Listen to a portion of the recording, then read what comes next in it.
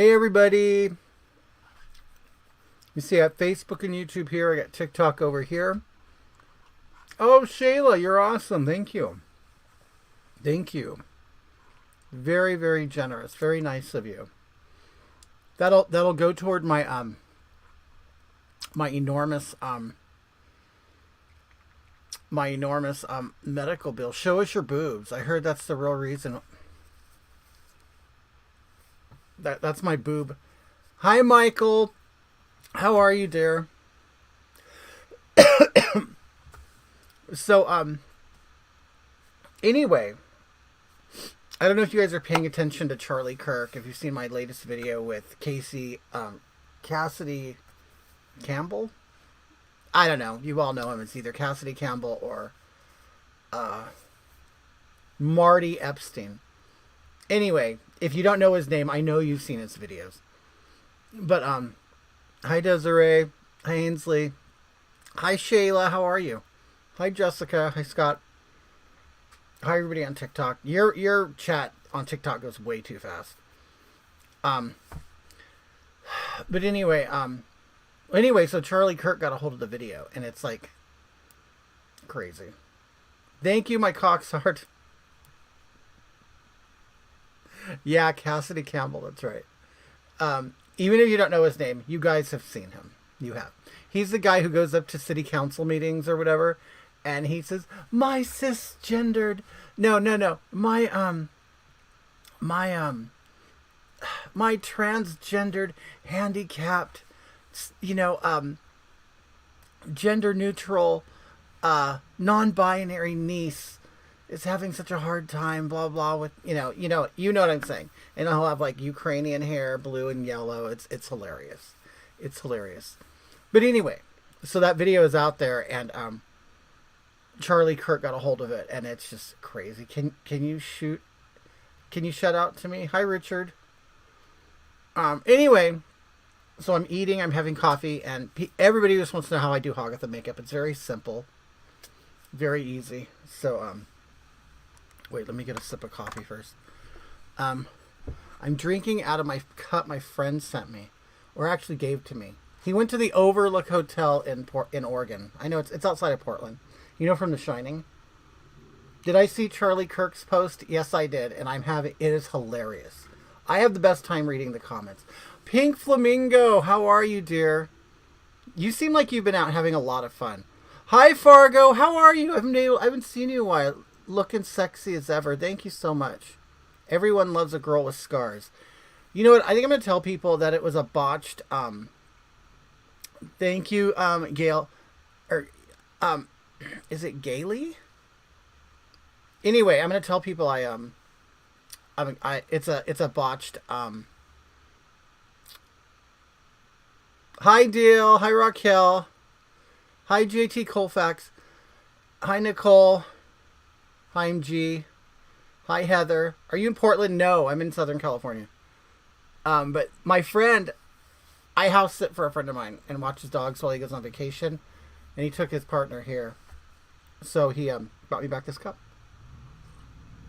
No, it's Gail. Chrissy, how are you? So glad. Yeah, you guys. You know what?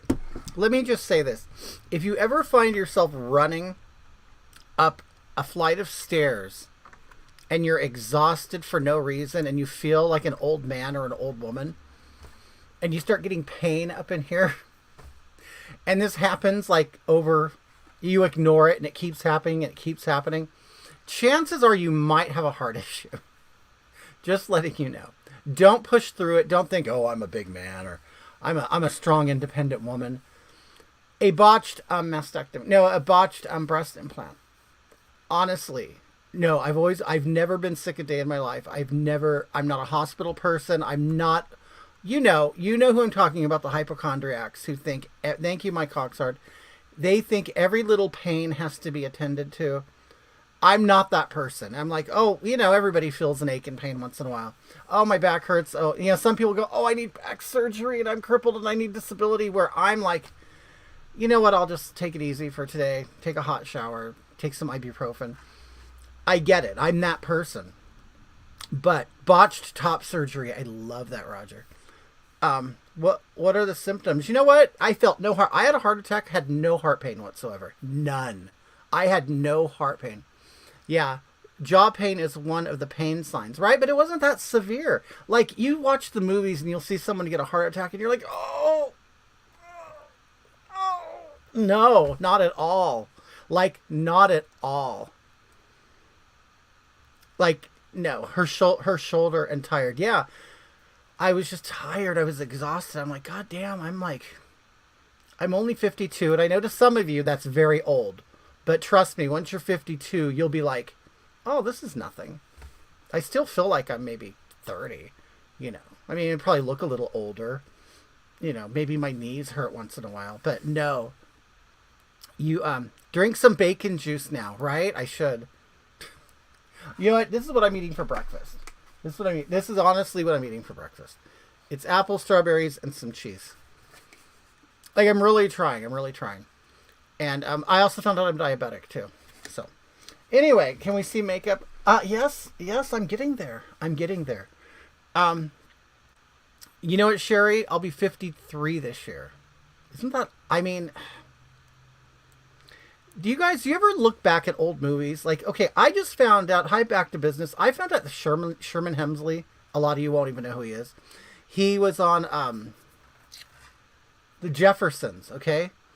He was 47 when he did that. And he looked like now like a 65-year-old. I mean, it's amazing how young we can look now and still be old. You know what I mean? Okay, anyway, so okay, what do I usually do? This is all I use. Okay, this is my newest lip color I'm using. It's sort of, okay, so Hogatha has gone through. Yeah, and amen. That's right. Off to go. Okay, yeah, dear. Okay, Fargo. I'm glad to see you. Thanks for joining us. I haven't seen you in a while. I've gone through, when I first started doing this like 2 years ago, I tried to do a very natural look. Like what I consider, I'm going to be 52 soon. And I felt, Chrissy, yeah, right? I don't feel like, I'm almost a senior citizen.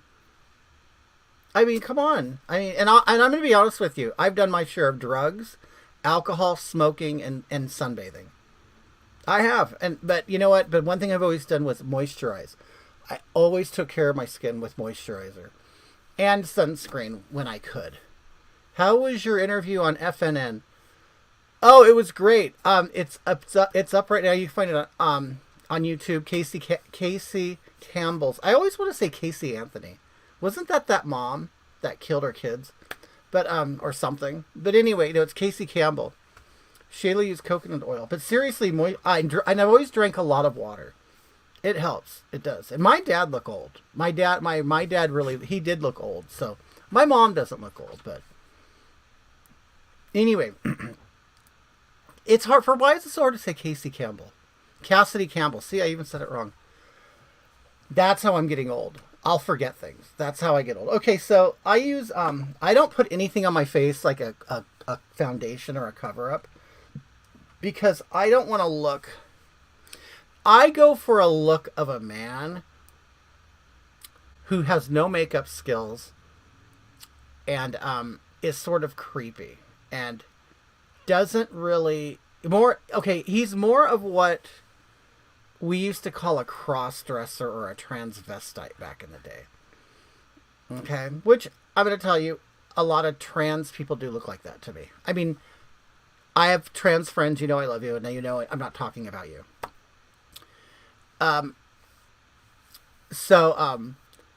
You know, there are some trans people that are absolutely convincing, and then there's some who really don't give a shit. And you know what? I kind of look at them as like, you know what? Screw you. Put a little more effort into it. Really.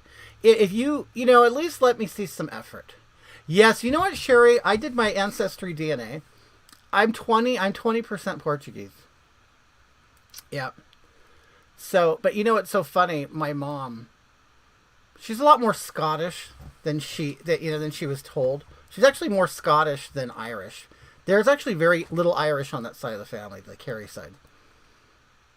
I mean, it's funny. But anyway, and a lot more Welsh, too. Anyway, Maria's Portuguese. There's another Portuguese. There's lots of Portuguese. You do realize we're the original slavers, don't you? Roger, an 80% hog. You do realize that the Portuguese were the. You might want to. Be careful who you're around. Anyway. Okay. So I started out really kind of like a guy who wants to be a woman, but honestly has no idea how to look like a woman. Yep. You're 1% African. I'm 2%. It's from my dad's side. Okay, so anyway. Look absolutely amazing. Godspeed. So, oh, thank you, Michelle.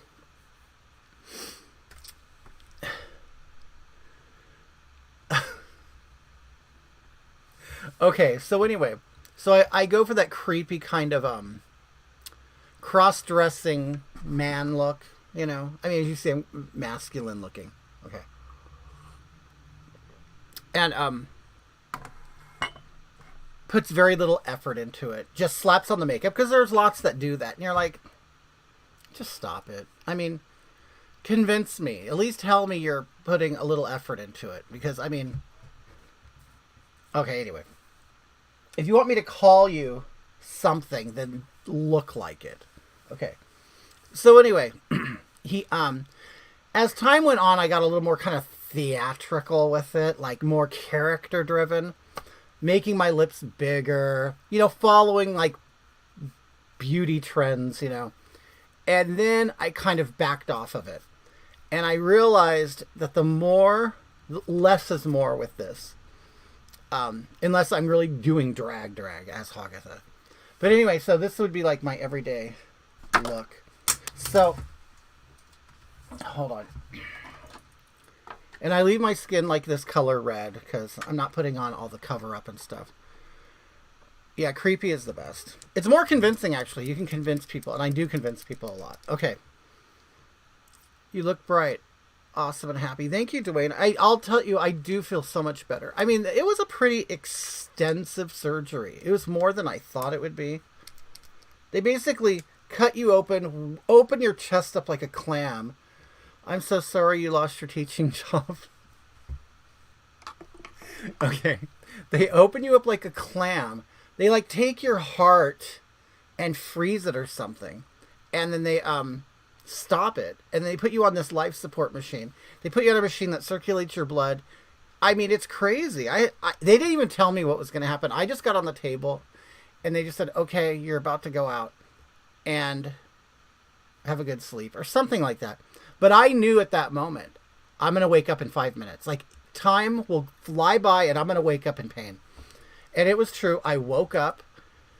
This big old... Like, I felt like I was in that pod that Keanu Reeves is in The Matrix. You're kind of just laying there with this big thing and tubes all over you. And you're like, oh my God. But you're still knocked out to a point where you're not fully aware of everything, but you're aware enough. And I'm like, wow, this is crazy. Okay. Hi, Kivo. Hi, Cynthia. Hi, Gagging for it. Okay, so what I do is... I miss the old Hoggy from the beginning. She was so demure and fragile. That's another thing. I was very, like, introverted and offended by everything and so sensitive. But the 2 years I've been doing this, it's kind of calloused the character. Like, it's very hard to stay in that state of mind. It is. I can do it for a little bit, then I eventually kind of... All right. So I use this big black eyeliner pen. I guess I'll just use the phone. Okay, so, regular beauty standards, a woman would have her eyebrows kind of go up and arch. When I do drag, I'll do that. I'll block this hole out with glue and makeup and kind of make a higher arch. But because I'm a man and I don't know anything about makeup, right, I just draw down here. And I copy my grandma's makeup because she was like the woman in my life. And of course she was old, so her face got slumped and she wasn't doing I'm telling you, I really put a lot of research and thought into this stuff. Okay. So I'll take the black and I'll draw like low like this. Okay. So this is sort of like the basic shape. Okay.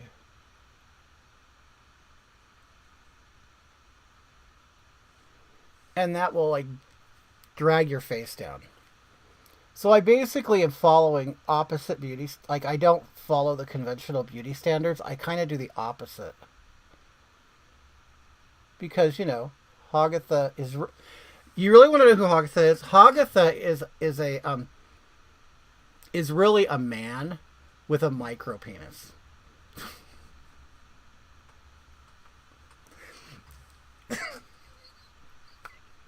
And he's gotten so fat that the fat around it, the body, has piled.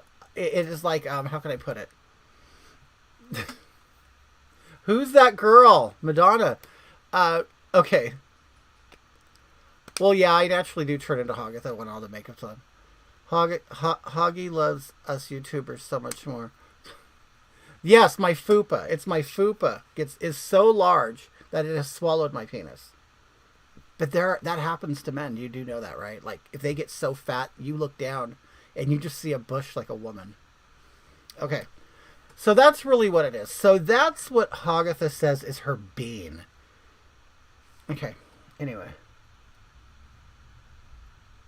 So once I kind of sketch in that shape, then I can go darker. Because I know where to color now.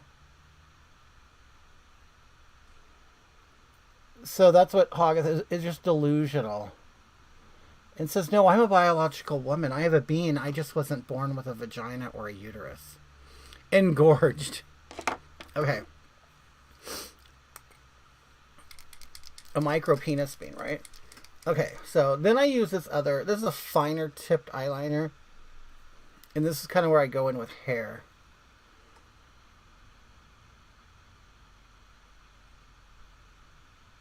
And I've made the eyebrows a little bushier than I started out as. Because I really wanted to cover my own. And the makeup is very crude. Like it's not detailed and it's not perfect. I don't go for perfection because Hogatha is really a delusional man and really puts very little effort because he thinks that just putting on makeup enough, it's just good enough. Just like a lot of them will think any old wig will do. As long as it's not my real hair, it doesn't matter.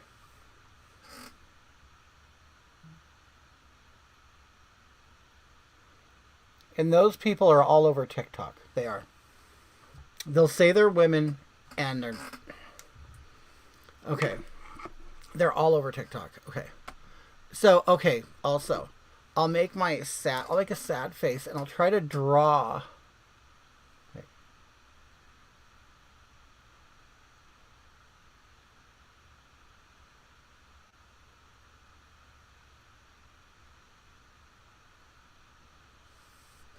Okay, so it accentuates it's hard to not want to try and make it pretty. It is. That's why I kind of went through different phases. I'm like, I want to be pretty though. I mean, then people think I don't know how to do makeup. Okay. So I got that. And then the eyeliner. Okay. You agree with Shayla? What did Shayla say? Oh. Hit up. Okay. This is pure art. Oh, thank you. Okay. So I'm sorry I'm missing lots of comments because I'm looking at myself, not the screen. Okay. So then, women, and then we've done this, since the 50s or 40s. You kind of wear the upper eyeliner, which is actually supposed to mimic thick eyelashes, but it's kind of turned into its own thing. I don't do that because Hogatha is so different, and I want to express myself. You know what they say.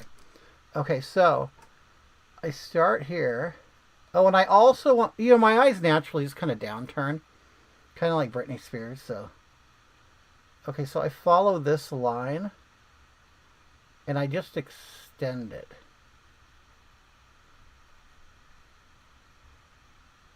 Okay. And I have lightened up on the eyeliner recently.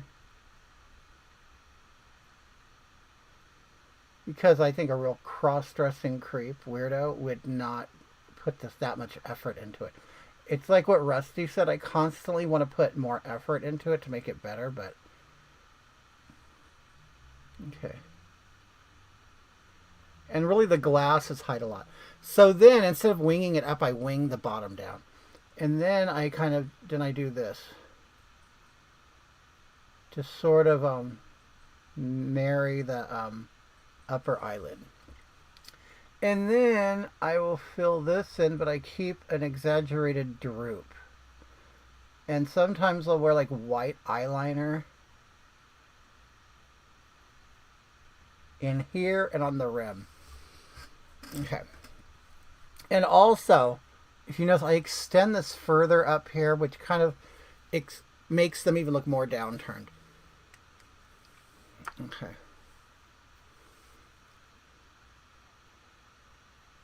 I've never done it it's hard to do it in a phone, but I guess I think I'm doing a good job. Let me see.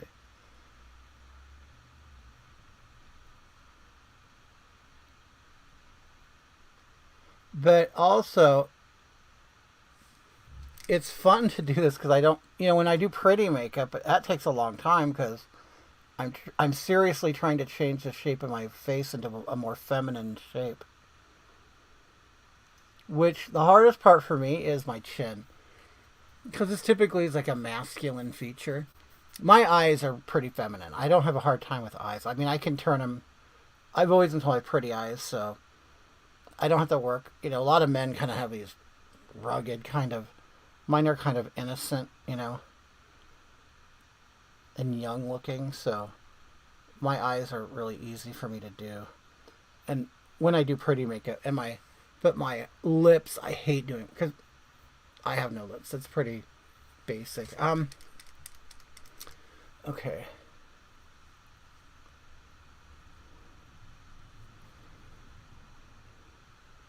And it's usually never perfect. In fact, I need to get some non-waterproof mascara because sometimes I want to make it look like I'm crying. Like I just got done crying because I was offended. So I need to do that. Okay. Okay, Chrissy mentioned the mole. Now, I always put it right here. People think I move it around, but I don't. I kind of try to put it on like because I kind of have a protruding chin. So I try to put it on the very end. And some people would remember, I used to put one right here too. But when I first started doing this, I used eyelash glue, which is black. There's a black eyelash glue. And I would booger it up, like roll it up, and then I would stick it. And I even put I put a lot more work into Hogatha back then. I got fake eyelashes, cut the hair out, and I put it in the moles. So I had like a black mole with hair growing out of it here and here. I should try it again. Oh, thank you, Chrissy. It's called a Habsburg chin. I heard it's like a Germanic feature. The thing is, when I did my ancestry DNA, I have no German in me.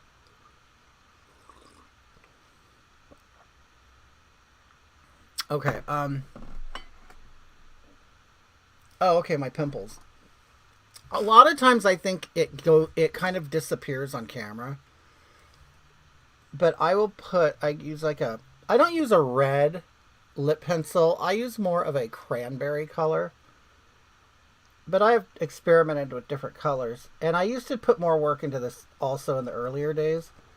But then I realized it started getting more like, it started turning into a character. And then I had to back off. Because as a performer or as a drag person, you always want to go further. And I had to realize this is more of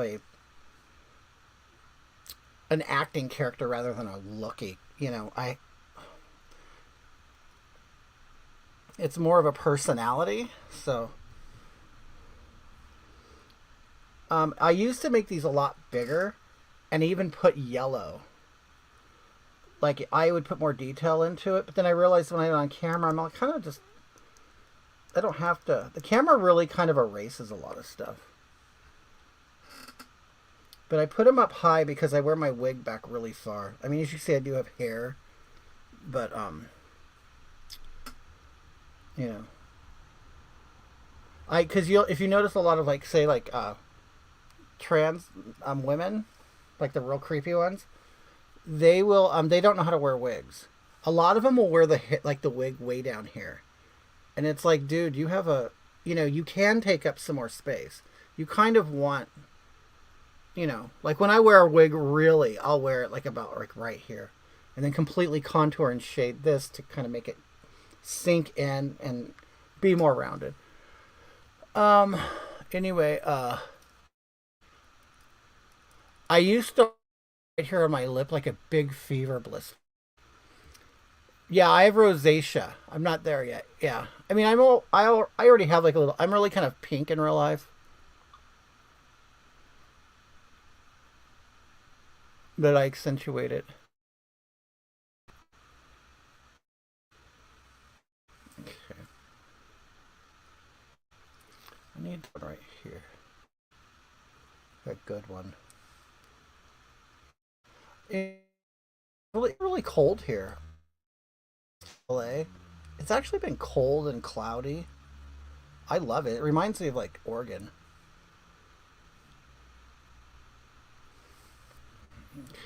Okay. Wait, creepy trans? Yeah, Brian. Believe it or not, creepy trans people just like there are creepy gay people and straight people and religious people and women. Yeah, creepy comes in all shapes and sizes. Okay, I believe that.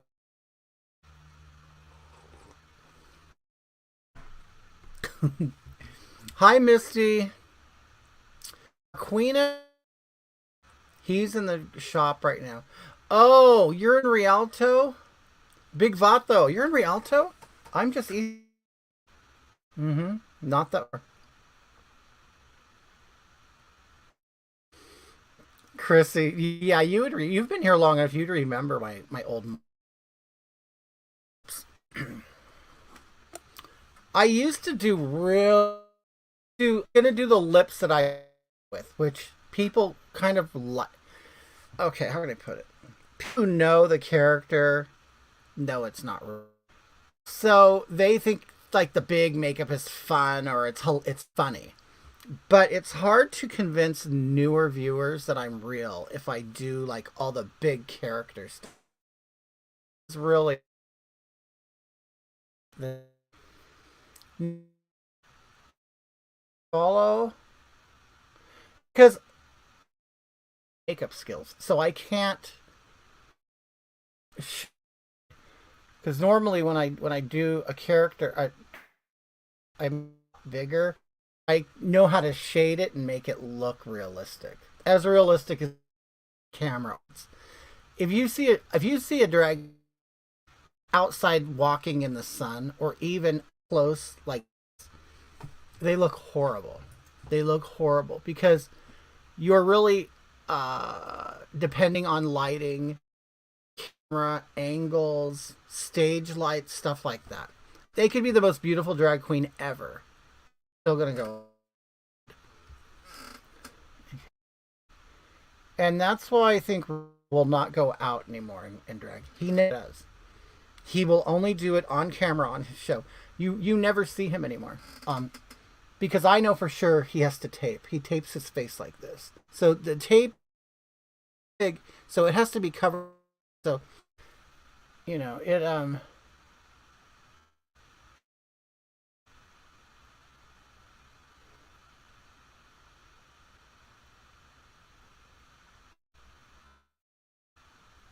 okay. Nothing like mine. I'm good. Oh, I do. It does look like the internet signal is weak. Okay, it just got stronger. Okay. Okay, now if you notice my mouth kind of does this like that. If I was doing real makeup, I would and I would draw this up here to make my mouth look more of a if I was doing drag. Yeah, I don't know what's going on with the internet. It is kind of decreasing and going in and out. So what I do is I accentuate that downturn. And I follow it further.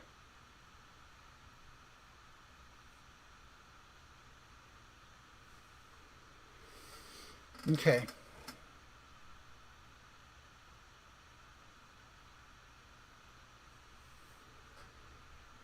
Yeah, it's sort of like a sad clown.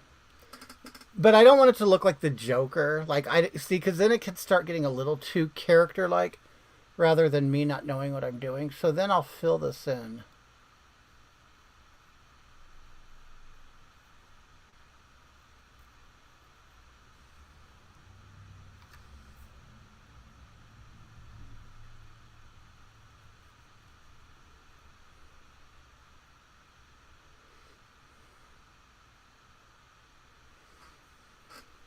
Okay.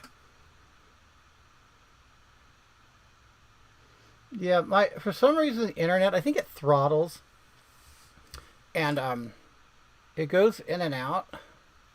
So I'm thinking about getting a hardwired internet into my room. Okay, then what I do is I put on like a more natural color on top of it. Let's see. Hi, Kelsey. I'm good. How are you?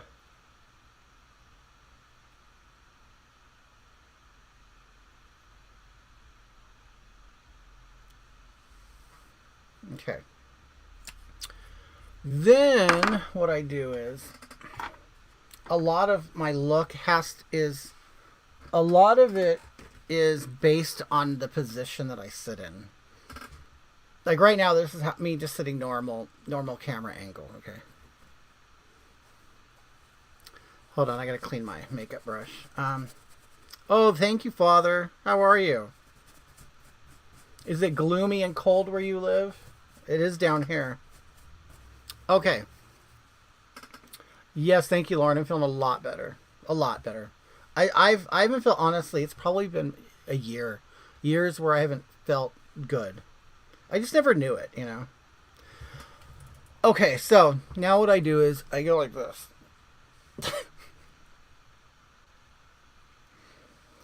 And then I kind of will highlight this area. I use like a highlighter.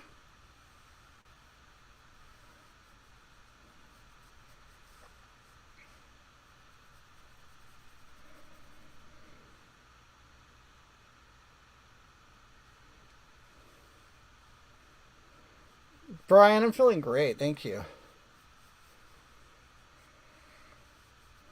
And it does get uncomfortable. I've been Hogatha for like 11 hours live online. That's been like my record.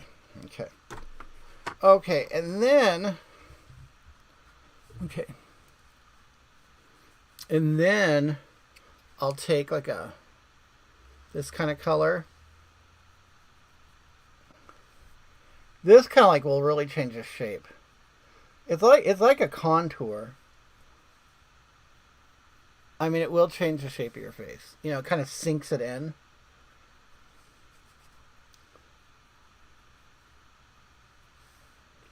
And then I'll even dust some up here, and it will kind of flatten your forehead.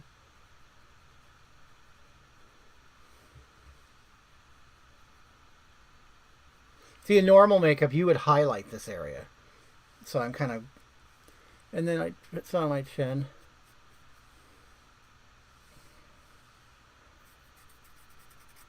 It's only like caught in my hair. All right. And then what? See, then okay. Now you'll see like some of my pimples aren't as big anymore. So I'll go and like reinforce them.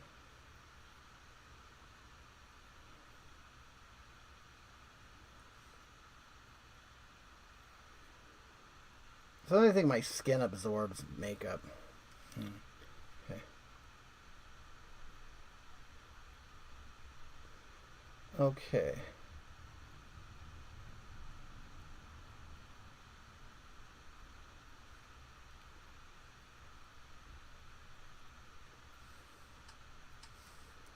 All right, so then I've learned like there's a process to this to make it easier. Okay. Mike says I don't understand. He doesn't understand. All right. So then I'll have my I know, Robin, I got to do my pus-filled pimples. A lot of you new people, I used to make like I would get mustard and honey and mix like a concoction. I would put them actually on it and then I would squeeze them and then eat it. I got to do that again. There's a whole new audience that doesn't know I. Who else found Hogatha through the couch auction trolling groups? Do they still do that? Like, I totally love that. People think, oh my God, this is awful. Oh no, I love it. People don't understand. I love trolls. I love the trolls. Oh wait, I gotta put a necklace on too. Did I blow Cassidy Campbell? You know what, Marion? No. He has a vagina. Okay, he don't tell people that. But he actually has a vagina. Okay. Let me see. Alright, here we go. No, I'm not married. Yeah, you know what? I forgot about my eyeshadow. Hi, Patty. How are you? I wear this necklace a lot. And I have a lot of necklaces, but my neck is so big and it's hard to find something that's like big. Okay. Yeah. You know what? An eyeshadow. I never wore eyeshadow in the beginning, but I did start wearing it. Oh, thank you, Magadog. Okay, I think I'm gonna wear.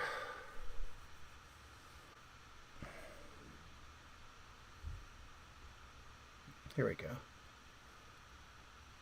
And I just kind of slop it on, because a man who doesn't know how to do makeup is not going to use the proper brush or the proper techniques.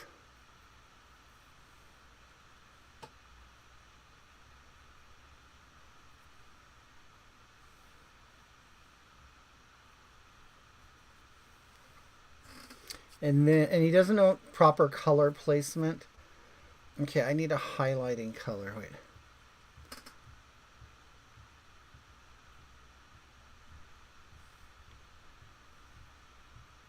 Actually, this is proper placement right here.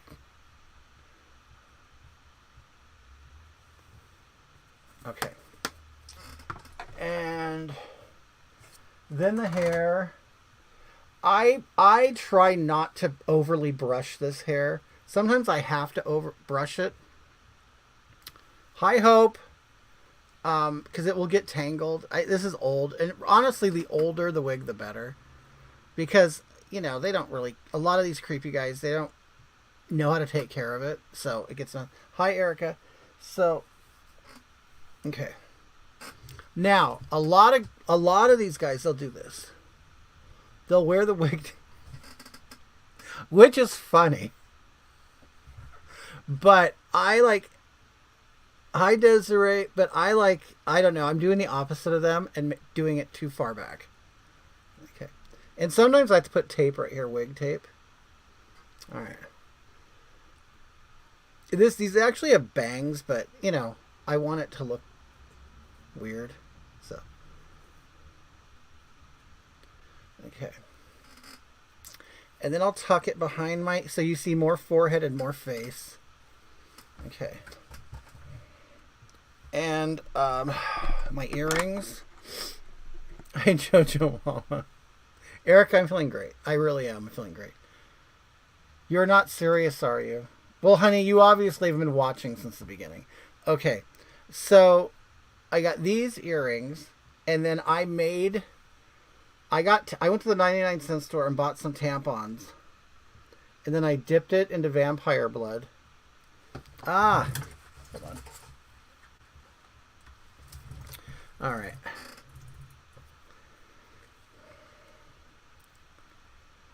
Oh yeah, my posture. I will. I'll get back into it. Let's see.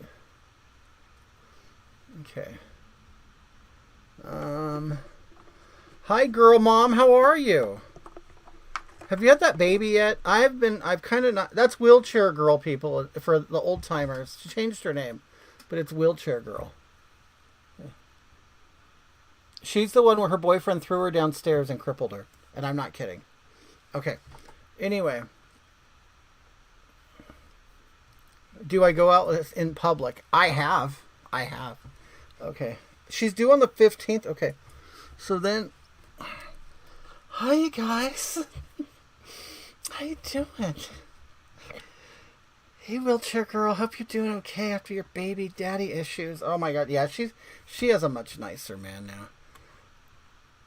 Anyway, so that's me getting into Hogatha. All right.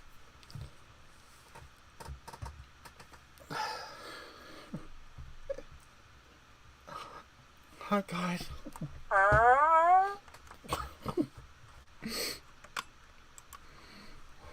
Thank you, Chrissy. Joni, miss the mole hair?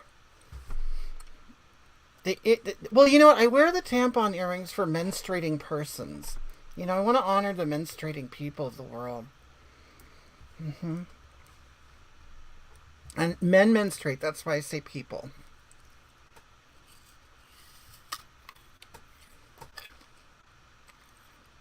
Stephen Huff. You guys, you want to know something about Stephen Huff? Moist Butt Hunter Top. Honey, where have you been? You guys, you should go follow Stephen Huff on Facebook. He just posted a picture. He has a big package. It looks like he's wearing... He stuffed his front of his underwear with a potato. A lot of you heterosexual women and gay men would like it. I think it's disgusting. Oh, you like it when I say moist. Only true females have periods. That's not true, Chewbacca. Men have periods too. Hi, Joey Gomez. I'm great. Mm-hmm. I asked the doctor when he did my heart surgery if he could also slip in some fat areolas. I want some big, meaty, juicy areolas. Not the nipple itself, just the areola. Wait. Thank you, SN. That's no potato, honey. It's all... you know what, Steven? I believe you. It's all grade A beef. Steven's packing a roast. He's packing a roast in his undies. His little panties. He's wearing little Fruit of the Loom or Hanes or something. Real attractive if you like that kind of thing. I'm a jump off a cliff. Do it, sick trick. Do it. You should go live on TikTok. You should start over as the new old hottie. For all the new trolls. There's so many new troll groups now. Are there really? Yeah, I need to start being shared to all the new troll groups. I'm so loved and supported. Desiree says, why do I want big areolas? I'll tell you. I think it's so pretty. I don't want bigger breasts. Just big fat areolas. You know the kind that are real stretched out and fatty and it looks like it's chicken skin. With the little bumps all over them. Yes, Robin, baloney nipples. Yes, they're called myriads. Man periods. That's right. You guys, you got to get with it. You got to get together and really... You got to keep up. That's what's going on. Yeah, it's like texture. Stretched beyond pink, right? And then it disappears into the skin. Silver Butt Hunter says the narwhal needs to return. You know what? I actually have my thing. Where'd it go? Oh my god, you guys. You remember? Yam titties. You guys, you remember? Where is she reading comments? Brianna, I'm also on TikTok over here. You guys. This is where I honor Native Americans. Now, I know I see some Hispanic names. I see some Hispanic names in here, and I know some of you probably are mixed with Native American. I want you to know that this is not cultural appropriation. I'm appreciating you guys, okay? This is really, I'm honoring you for all your problems, you know? You know, and it must be really difficult to manage that $1 million casino up the street from where I live. But you know what? You're getting all the white men are coming in and they're just dropping money right in your machines, aren't they? Oh, Dwayne. Dwayne, do you make any money off Cherokee Nation? Hi, Carlos. How are you?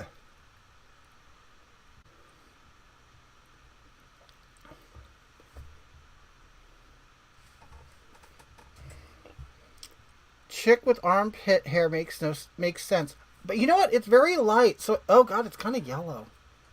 Well, not on TikTok. You know, I got stretch marks right here. But I don't shave my underarm hair. I just don't have any. Yeah. So you know what? Yes, you stick it to the colonizers. You take all their money, okay? I appreciate a Hispanic last name as well. You're good. Thank you so much, Angela. But I'm going to be honest with you, the Native Americans here, I think they're all Mexicans. Because they don't look, you know, a lot of you, I told you the story, I was in Montana.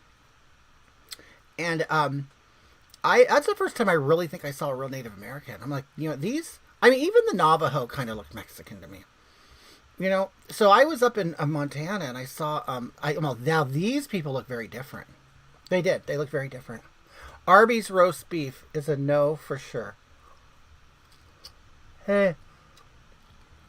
Do you have any Eureka O'Hara stories? She has come. No, you know what, Divine? I don't. I never met Eureka, which I would have liked to. I mean, I do like. I did. That they seem like a nice person. They do. I know they recently had a substance abuse problem. Not sure what substance it was, but I know they had issues. Child indoctrinator. That's right, Nate. I am. Because your kid needs to know what love is. Love and acceptance and self-expression. Because you're never going to teach them that at home. You guys notice when I do that? I remembered there were really strange people in my life where they would not look at you in the eye when they were upset. And so they would do this. They would look over my head. So I kind of added that. Okay. People confuse me for Native American. I'm a coconut though, right? Yeah, I'm going to tell you some of you blacks in here. A lot of you think you have Native American in you. Mm-mm. Do you know Marquina? Marquina's mom, her whole life has been told that she was part like Cherokee. All family because they have straight hair, right? So anyway, her mom decided, you know, I'm going to do an answer because honestly, it's because she wanted to try to get benefits.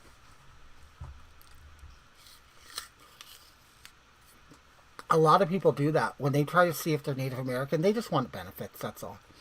So anyway, she goes, I'm going to do my ancestry DNA. She gets it back and looks at it and puts it down. I'm feeling great. Thank you for asking. Hey from Oregon. I love Oregon. Nate Browning. Hey. Glad you're doing better. Was worried about. Oh, thank you so much, Nate. You're a really wonderful person.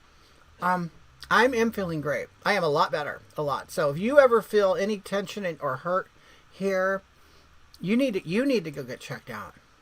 You really do. Because you know what? You might be having a heart attack and not even know it. Yeah, Elizabeth Warren, right? So anyway, so she goes and gets her ancestry DNA checked. Not a drop of Native American. 80% European. And she was like a Black Power person. Like one of these in the 60s. And it's like, oh, honey, no. You're actually more white. More European than African. So if you're an American Black, you know what? You actually might have more European blood in you than African blood. No, you don't even know it. You're just tan. That's all. You're just tan. Tan with curly hair. And we welcome you into the family. We do. Please forgive. Please forget. You know, and I'm Portuguese. A large portion of Portuguese. I want you to please forgive my people. You know, back in the, what was it, 1600s? I don't know. I don't keep up with it. But, you know, back in the day, they brought you over here. They did, okay? Please don't hold that against me. Dante, hi. I don't think Hoggy sees my comments. Dante, I just saw it. I want you guys to know something, and a lot of you really don't know what my screen looks like. Okay, so I see myself here, and then there's like a column over here with comments. But what's happening is all of YouTube and Facebook comments are mixed up. So it's a lot bigger than what you're seeing on your screen, okay? So I don't see them all. Plus over here is TikTok, and TikTok comments are very fast. Well, I apologize, Dante. I really do. I'm thankful for white people because I don't have to live in Africa. Do you know what? I've actually heard that. I mean, I've heard that, honestly, from quite a few black people. It's almost like reality sets in and goes, wait a minute. I wasn't living back then. Why do I care? I'm benefiting. At least, what I think a real healthy view is I'm benefiting from the trauma and the hurt that it took for me to get here.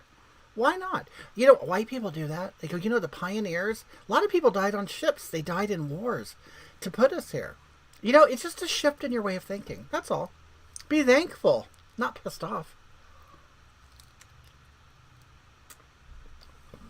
Heart attack, Hoggy. Hoggy tap. Anyway.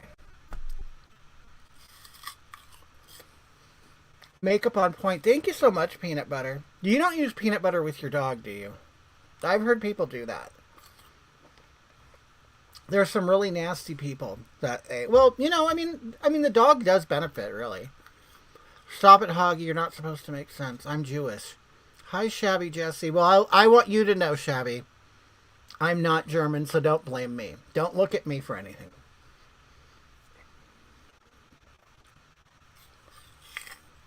Hoggy, look at my finance and my profile picture. Your fiance. Oh, Desiree, you're the one with the Native American boyfriend and fiance, and the one with the brother, right? The one who's in jail. I remember. He's a good-looking man. I mean, if I wasn't a lesbian, I'd sit on his face. Yeah, I had a heart attack.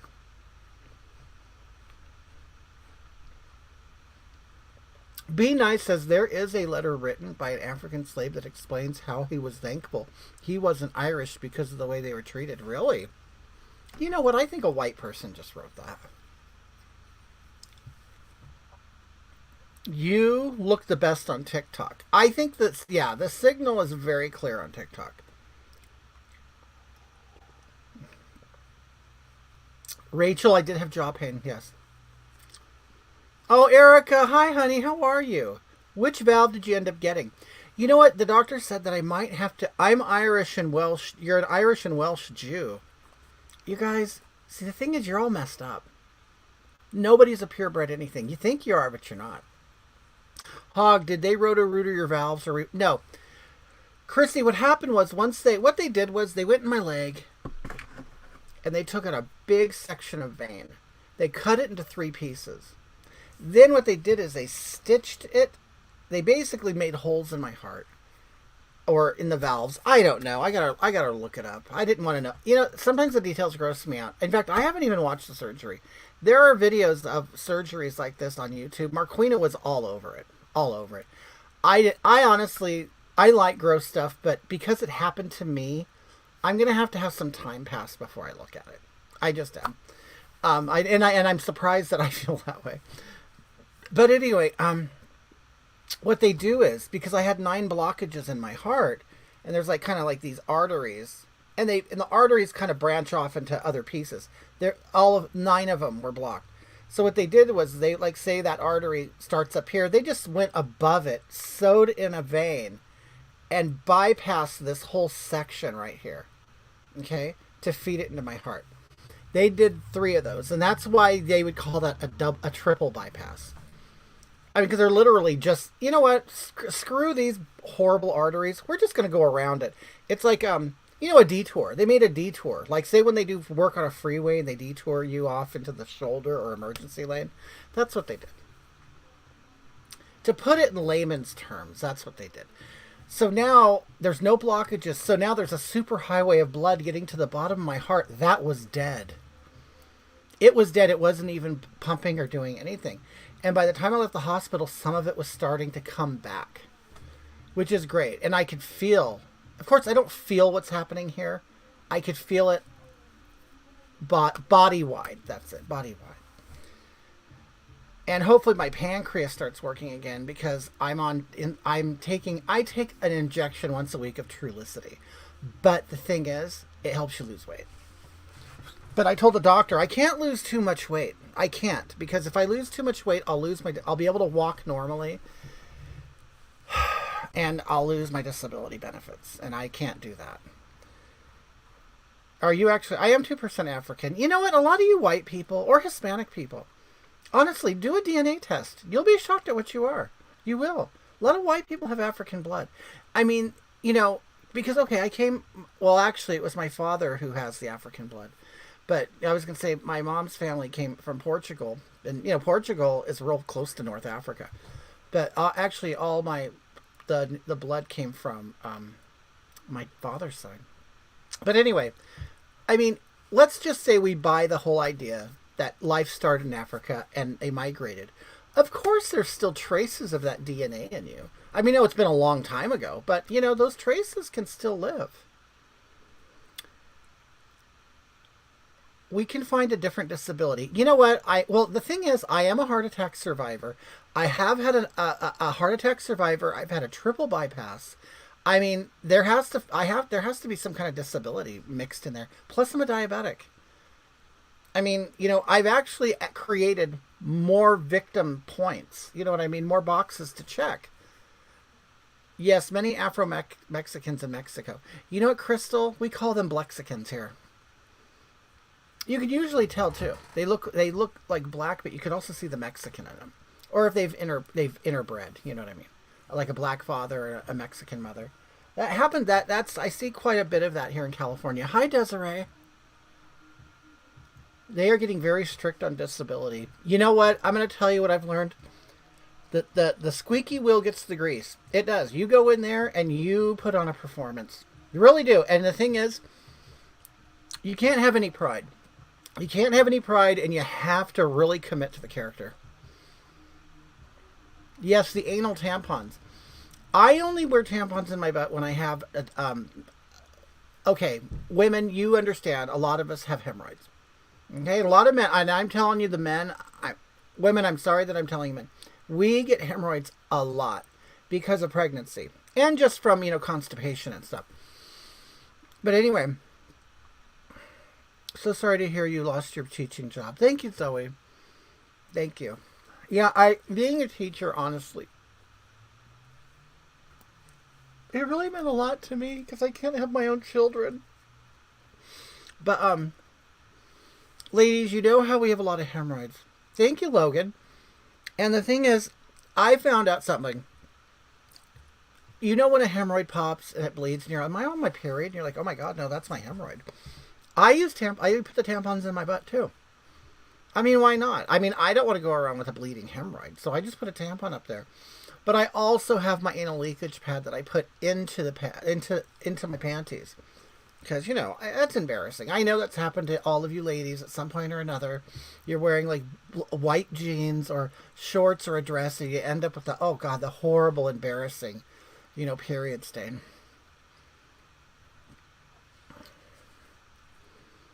I had to change my picture from my American husband back to myself. Well, you know what, Desiree, you're gorgeous too. And you know what? You deserve that gorgeous man.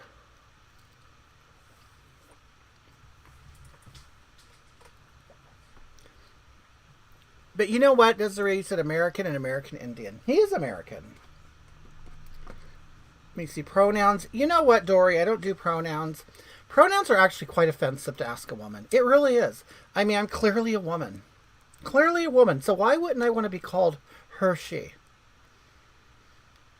Silver Butt Hunter said, did your kids come visit you at the hospital? No, but one of my friends came and they brought artwork. It was so beautiful. It was me on the stage where I do drag in front of the class, or where I did in front of the class. And they had like rainbow flags, around me and stuff. It was so cute. Yes, we do adjectives. I do adjectives. I prefer sexy and gorgeous. But you don't walk up to a woman and say, "Excuse me, what are your pronouns?" What do you think I want to be called, mister? I'm a woman. Why would I want to be called him? That's offensive.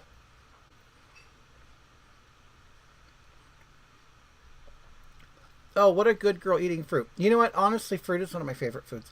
Yes, these are tampon earrings. I made them to honor menstruating persons. Because I can't menstruate.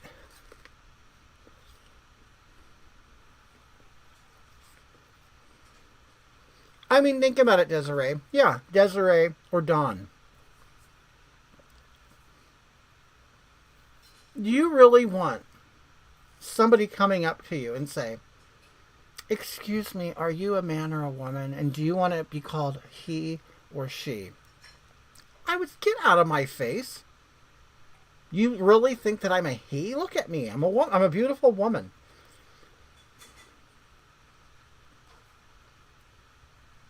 You know what gagging for, Lit?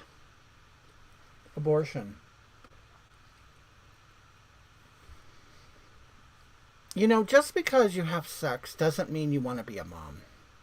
Okay? Just because you eat like a pizza doesn't mean you want to be fat. Okay? Now, even though there's been birth control since the Egyptian days, and do you know that the other day I looked up, I wondered, me and Marquina, we were watching a Western movie, and we were talking about how, could you imagine how gross sex was back then? Like, they stink. They don't have hot water running into their home. They don't bathe all the time. I bet it stinks. I mean, it stinks and it's juicy and it's gross. Okay. Especially oral sex. Could you imagine that? Some man gets off a horse. He's been out on the ranch all day. And all he has is a little basin to dip his ball bag in and wash. Seriously, disgusting. But anyway, these accounts have to be trolls. Darling, if you think I'm a troll, then why don't you go find somebody else, okay? I'm on here talking to my friends. Okay, anyway. So anyway, I wonder if they had condoms back then. They did. I looked it up. Back in the old days, the Westerns, they had condoms, and the thing is, they were very expensive. They were expensive items to have. But back to 2022. The thing is, even though we have condoms, we have spermicidal gels and jellies, we have diaphragms, we have IUDs, we have pills, we have female condoms, we have the morning after pill. You know what? Sometimes you just don't want to be pregnant, and sometimes you get pregnant on accident.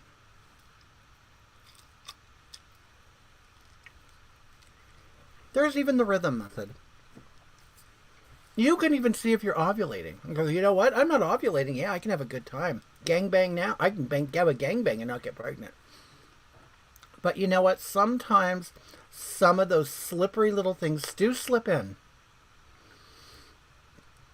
And honestly, I honestly think, because a woman it gives life. She's a life giver. She's basically a god. Okay, she controls that. Okay, and I think a lot of men get jealous of that.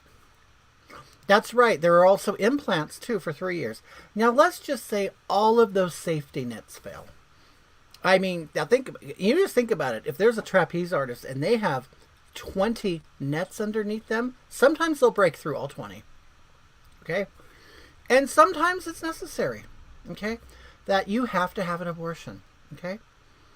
But I honestly don't think that people think it all the way through and go far enough.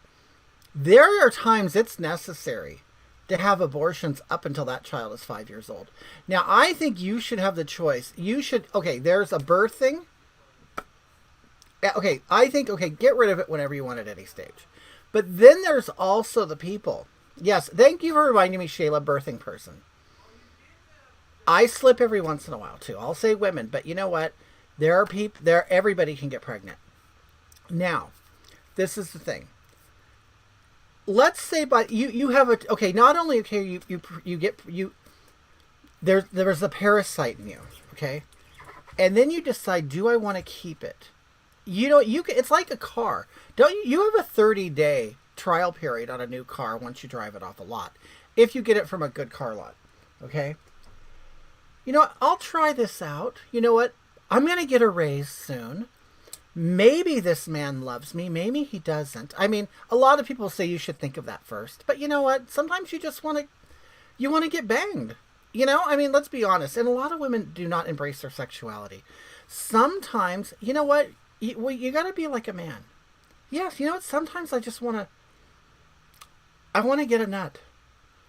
Women, be honest about it, okay? No, don't say, oh, I wanted a man to make tender love to me. No, you wanted your head pounded into the headboard, and you wanted him on top of you, just plowing you, okay? And there's nothing wrong with that. Okay, so, and you know what? And you're like, I didn't think about it. I didn't think about it. Even though, yes, a parasite can grow in me. Oh, God, can you imagine that? I mean, it's kind of like walking through a jungle and a botfly lays an egg in you. I mean, I cannot get pregnant. So even though there are times I've wanted to, I can't because I don't have a uterus. But the thing is, imagine just some creature comes and lays an egg in a scab, and a botfly. It's the same thing. I mean, you wanted to walk through that forest. I mean, you know the dangers. But anyway, so a man implants a parasite in you, and you weren't prepared. Because you know what, it felt good at the time. Okay? And maybe he bought you dinner. You know what? And you felt a lot that some of us women feel obligated. We do. You know, a lot of us we're really looking for attention and a little bit of love. And sometimes when a man just, takes you out and buys you a Big Mac, a lot of times, you know what, it feels good. It feels really good to have a man show you that special attention. And you want to pay him back, and you know what? You want him to take you out again. So you know what? You're like, screw the consequences, Anyway. But the thing is, the birth control will not stop you unless it's a condom from getting a lot. These people are having unprotected sex. They're opening themselves up to herpes and AIDS, and now monkeypox. I mean, I'm so glad I have Marquina. I am. I'm very glad I have Marquina. I don't have to think about that anymore. Okay.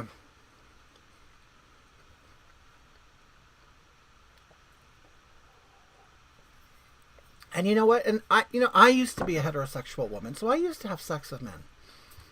And you know what? Sometimes when you're with a man, you leave McDonald's and you get in the back of his car or go back to his room. Oh my God. So I've had to climb through a man's window because his mom would get mad if he wasn't allowed to have women in the house. But anyway, sometimes, you'll climb through that window, you'll get into bed, and sometimes you'll unwrap that package, and sometimes, thank you, Lexi, and sometimes it's really good. And you're like, oh, wow. And then, how, like, your mouth starts watering, but so does your bottom. It starts watering, and you really just can't wait to take that in. And that's when you're kind of like, you lose all sense of reality. And you don't even think about the parasite that is about to get implanted in you.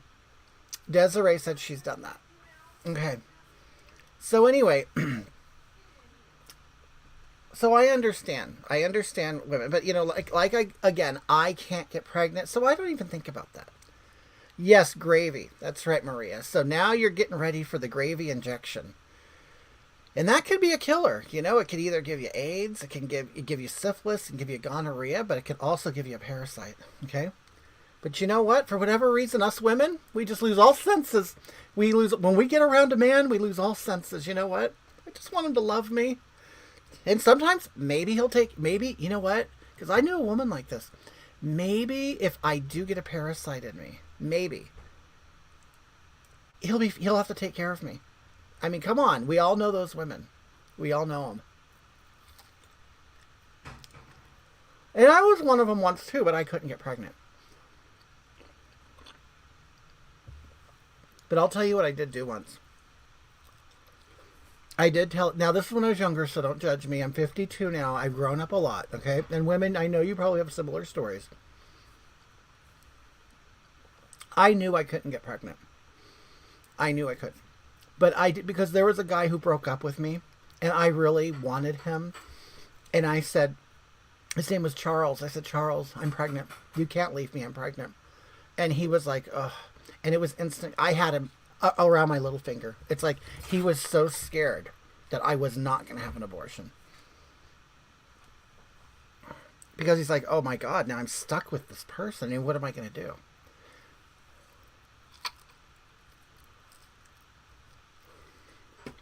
Anyway.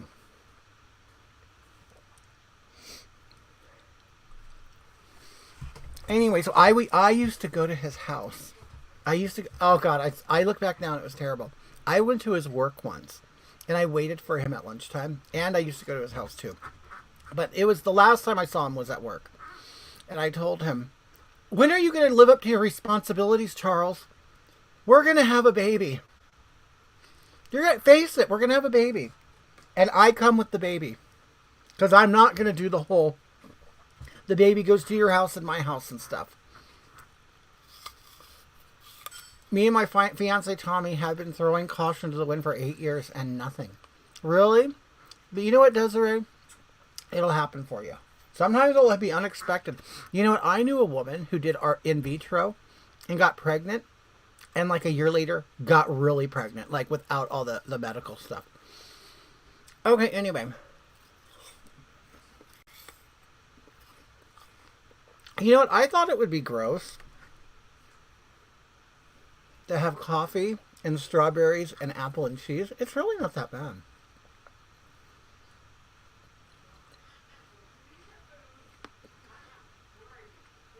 If he keeps calling the police on me every time I'm in his bushes, this relationship won't work.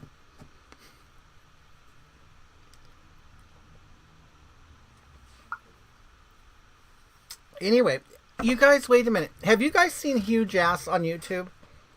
I haven't seen him. I don't know what happened. Thelma, you're a born-again virgin.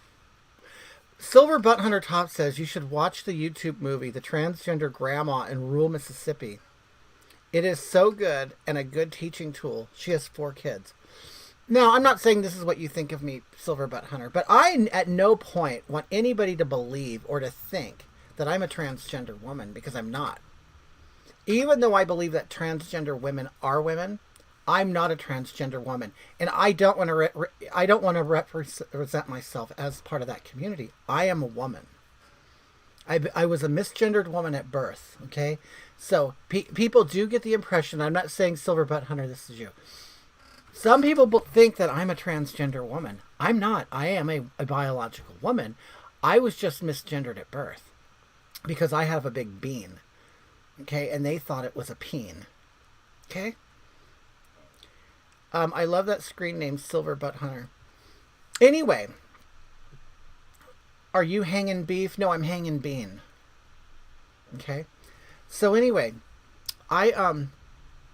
this is the thing. Back to the abortion issue. Okay, I'm gonna back way up. Okay, so it's like, buying a car. There's a waiting. There is a period where you can take the car back, and sometimes when you think, okay, I'm not going to get abortion because, I'll just use Charles, for instance, because I want Charles. I want him. And I should have that right to go after what I want. So I keep the baby.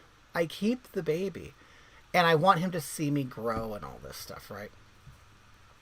So I just eat more food. I stuff my shirt. I want him to see that, we're going to have a baby, Charles. They make it real convincing. But I know women who do it in real life. They actually just keep the baby. And a woman should be able to do that because it's her body, her choice. And it's her life, okay? But anyway, so once and there are women who want to write it all the way out for whatever reason to birth, okay? It's going to move from parasite to human, okay? So the baby comes out, and this is the thing. I personally believe, and I know it's very controversial, but I think honestly, you should have a 5-year window to be able to perform a post-birth abortion. Okay? A post-birth abortion. My mother wanted a gay baby so badly, she ate yams every day when she was pregnant, thinking the extra estrogen would make the male fetus gay. LOL, guess it worked. Gagging, are you telling me you're a homosexual man? That must have really, well, it must have devastated your father. I'm going to be honest with you. I don't get homosexual men. I don't know why. I just, that kind of grosses me out. So anyway, isn't that murder though? No, it's not. Be nice, because you know why? That child cannot take care of itself. It can't. You know what I mean? It can't take care of itself. You are. It's still an extension of your body, and it is 50% of your DNA. Okay, but if you post abort them by 5, it has to be. I'll say before the 5th birthday. When you turn 5, it's sort of like your sweet 16 or quinceañera. Okay, that's when you become a human, a full-blown human. Okay. And there are humane ways of doing it. I mean, we do it to our animals. It's just a burden, I understand. Well, because that's when you'll know. You in 5 years you should. Hi, Hoggy. It's Andy from Switzerland. You look great. Hope my recovery is going great. You have 5 years to know, to get the hang of it. You know what I mean? To just sit in and see if it's working out. Because let's be honest with you, just because you give birth to the parasite, and it becomes human. I'm going to say that it becomes human on the day of its birth. This is the thing. There's no guarantee that you're actually compatible. You don't know if you're compatible or not. I mean, ladies, you know the ones who have had babies and who have multiple children. There's always that one, honestly, that you just don't get along with. And I mean, you can lie to everybody else. You're not going to lie to me. You can't have kids. I never said I could have kids because I don't have a uterus. Okay, I fully acknowledge I can't have babies. Also, ugly guy pays more in child support. You know what, Desiree? I never thought about that. Yeah, good-looking guy. They're gonna just, you know what? I'm gonna go out and bang whoever I want. But the ugly man. And you know what? I've noticed a lot of like ugly, really skinny, tall men have big penises. That's if you like that kind of thing. Anyway, so I never said that. Whoever on TikTok said that. I never said I can have a baby. A couple was arrested in Florida for starving the 2-year-old to death. Well, you know what? Be nice. I mean, D nice. I don't think the post-birth abortion should be. It should be humane. And I think starvation is, I got to go to a family picnic. Oh, okay, Silver Butt Hunter. Give my love to Mrs. Butt Hunter, okay? Love you. Have a great time. Now, a hamster mom. That's right. You guys, we accept it from animals. We do. Other mammals, they're allowed to decide if they want to be a mother after birth. They do. They will eat their young. Cats do it. They'll kill their kittens. So, we're just animals. And you know what? You people have been denying women that right for a long time. My children are all grown now, and we are a close and loving family. You know what? I'm sure you are, dear. But there's always that one kid. And moms, you have a favorite. You have a favorite. Don't lie. You have a favorite. You have one that you can kind of talk a little bit more frankly to, that you could share more information with, and you always have that one where you can talk shit about the other kids. And it's true. It's true. Can you answer my question, please? Well, yeah, if I see it. Hey, hogs. Hi, Bridget. Male hamsters eat their babies. They have to be separated. Really? Hoggy, you're on a roll today. Well, you know what? I got to come back with a vengeance.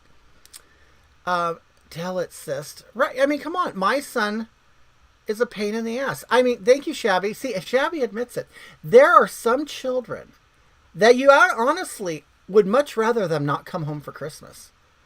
Why are you lying? You know what? We're all adults. We're all friends. You could be honest. We all have that child. No, I don't. Okay, I have 2 cats.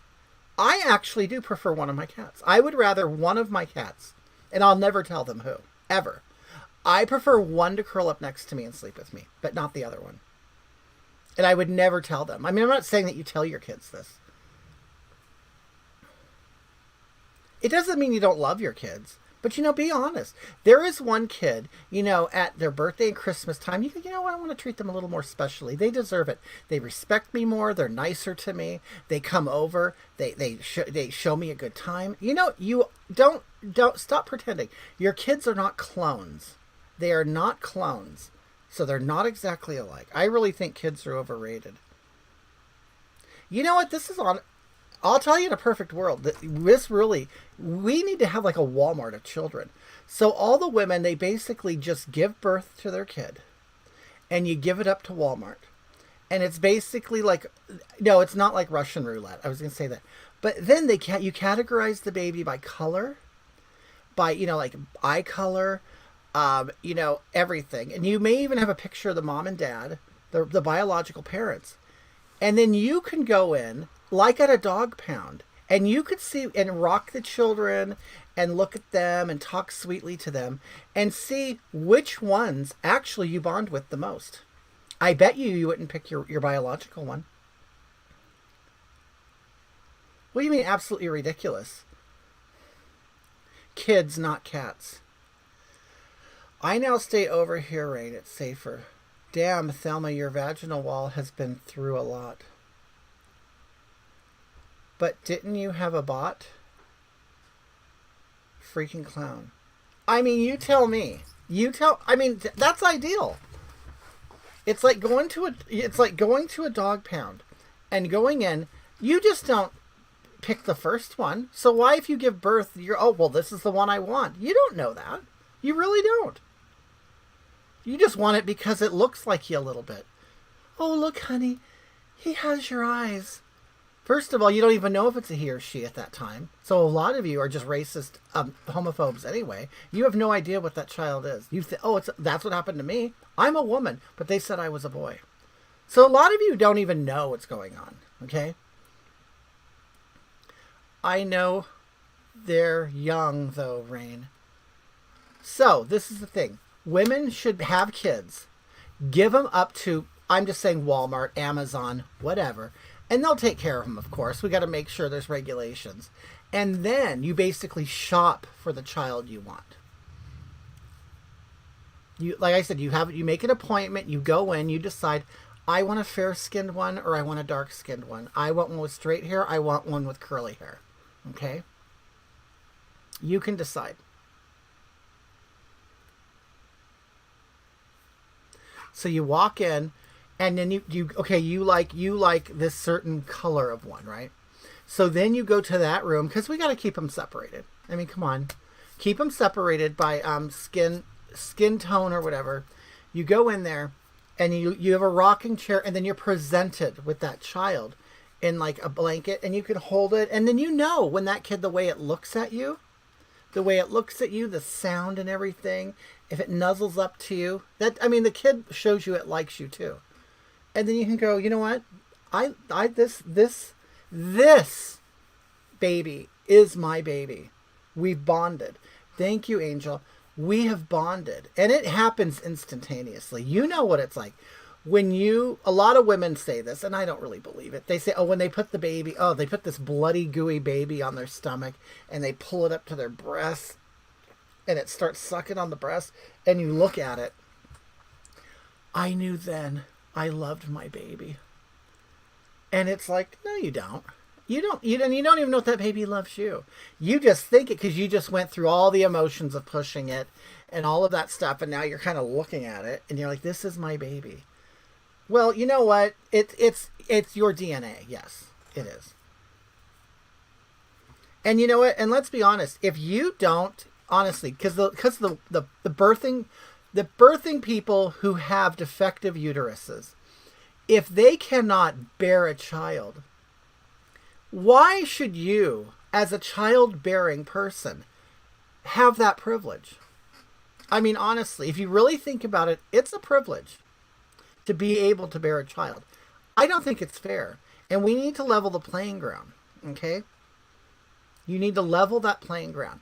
So non-birthing people can also go into Walmart or Amazon, and because there will be a constant rotation. Because let's face it, there are some people who breed like cockroaches. So there's going to be a never-ending supply of babies. Okay. Now that depends on what skin tone you want. Pink Flamingo says, "I'll breastfeed my cats, and you can't tell me not to." Well, you know what? You get first you express a little bit of the milk out, and you rub it around your nipple, and then you let the cat will come up and just start smelling it, and then. But I honestly think that you'd end up with leather nipples, because you know how the sandpaper tongue.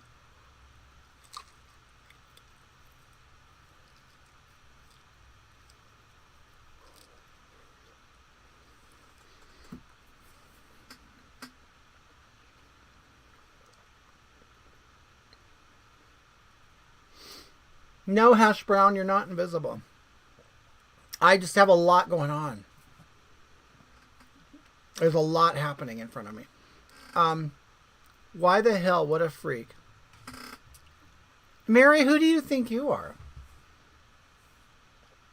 What are you? You know what, Mary? I bet you completely embrace the patriarchy. You're one of these women who hate women. I'm about to get racist. Don't do that. We do not do racism here, please. Not even joking about it. Okay? I mean, we're honest. We're honest about privilege and stuff like that, but we're not racist. And I have moderators that will completely get rid of you if you're racist. How am I feeling? I'm feeling great today. I am. Ever since I got my bypass and everything, everything's been great. Yeah, I need a little lipstick. Yes, that's right. No racism. Honesty, we're honest, but we're not racist. There's a difference. Okay. Like some people will think, oh, you can't talk bad about a black person. Really? Are you saying there's no bad black people? Come on now. Marquina's black, and I'm going to tell you, she has her moments. Okay. Yes, Divine Waters fan, they are tampons. This is how I honor menstruating persons. I got some tampons, and I dipped them in vampire blood. The only thing is I wish they would have blown up. For some reason, they got a little thick. Oh my god, it looks like a peen. A little thick, but I wanted them to really blow up.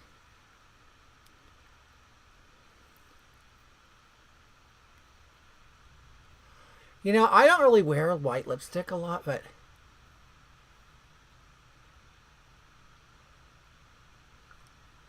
it's not really white. It's kind of like a pink.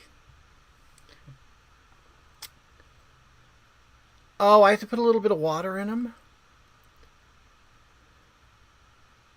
I should wet them first. Oh, I'll do that with a new set.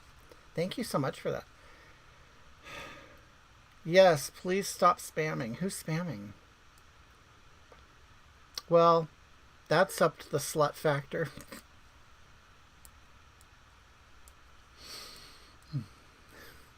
You know, Marquina's really going to want to have her way with me tonight. She sees this. Because she does prefer lighter things. You know what I mean? Hide your husbands, ladies. Hi, Butthead. And I really thank God for black people like Marquina, because you know what? I mean, I've always been attracted to black people, especially overweight women. And my son used to use tampons as boats in the toilet. The thing is, Marquina, she's not as obese as I would like her to be. But oh my God, on my Instagram, I posted the epitome of what I think is attractive. This gorgeous black lady. She was about 400 pounds, and 250 pounds of that was in her butt. Oh, the way she jiggled that, I just wanted to nuzzle in between those cheeks and just feel love, Did you hear that the new Doctor Who is a gay man of color hoggy? You know what? I've never watched Doctor Who. Looking sexy as ever. Thank you, Dave. Thank you so much. I'm glad your liberal voice is finally being heard on social media. You know, it needs to be. And I was very happy to see that Charlie Kirk posted me because, you know what, a lot of people need to hear that message. You know, when you're the Charlie Kirk guys, they just hear one message. You know what? They all live in a little echo chamber. It's like, you know what? You need to hear reality. You really do. Anyway, I need more lipstick. You know what? I need a little gloss. I don't think I have any lip gloss.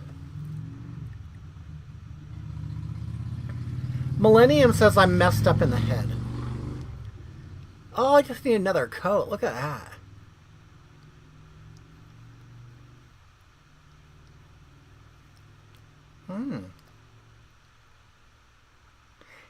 Yeah, it's almost like I ate a frosted donut.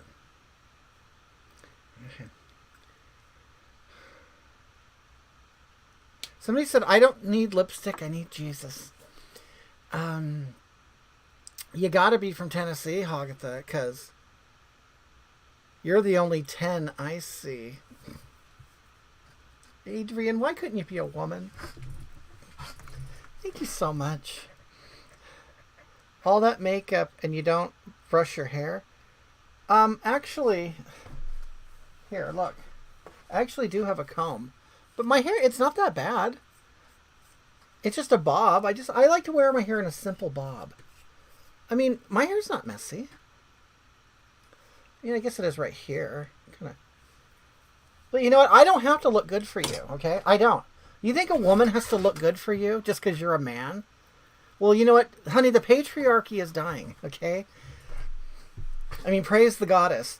The patriarchy is dying. And you know what? Your opinion really doesn't matter. It really doesn't, because you're not getting any of this anyway. Do you think I want to look attractive for you? Please. Do you think I'm here to please you? Give me a break. Thank you, Bring Back. Give me a break. I love it when men do that. They try to judge me by the way I look. Oh, yeah, Trump Jr. posted me? Really? That misogynistic pig? Did he really? Recently? I know he posted me a while ago. But recently he's done it again? These men, I consider that honestly a digital rape. It's a digital rape. They didn't ask my permission.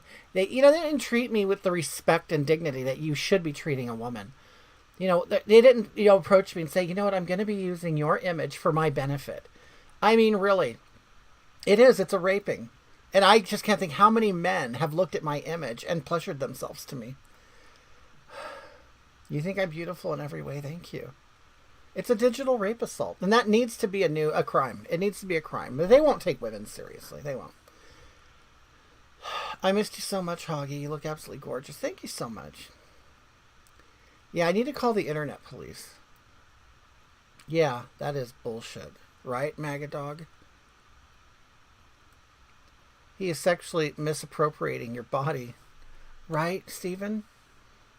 It's like making love to somebody and not even touching them. You know what I mean? It's like you do it for your own pleasure. It's really disgusting. I mean, I'm being treated like a woman on Pornhub. Shayla wants some digital porn foreplay.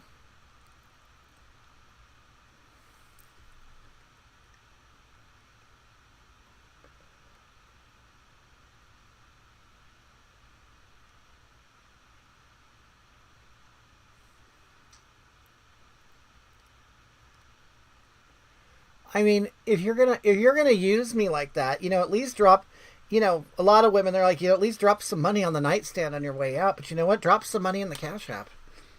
The Cash App is basically the new nightstand. I mean, at least if you're gonna, rape me and walk out of the room, at least on your way out, open up your Cash App and drop me a couple pennies, something. You're not a woman, Cindy. I'm a woman, and I don't have to prove it to you. I thought you were real. Well, Nancy, I am real. I'm a real person. Nice job on the pimples. You know what? It's been my diet recently. Just got off. Nelson, you got off Pornhub? Have I been uploaded there without my consent? At least buy me a 20-piece McNugget, right? Simply Rain. So you can shop at a real store instead of Dollar Tree, right? Well, is it even Dollar Tree anymore? It's now the $2 store. And me and Marquina, that's funny. We went to the 99-cent store. There were things there for $15. Is your bedspread polka dot?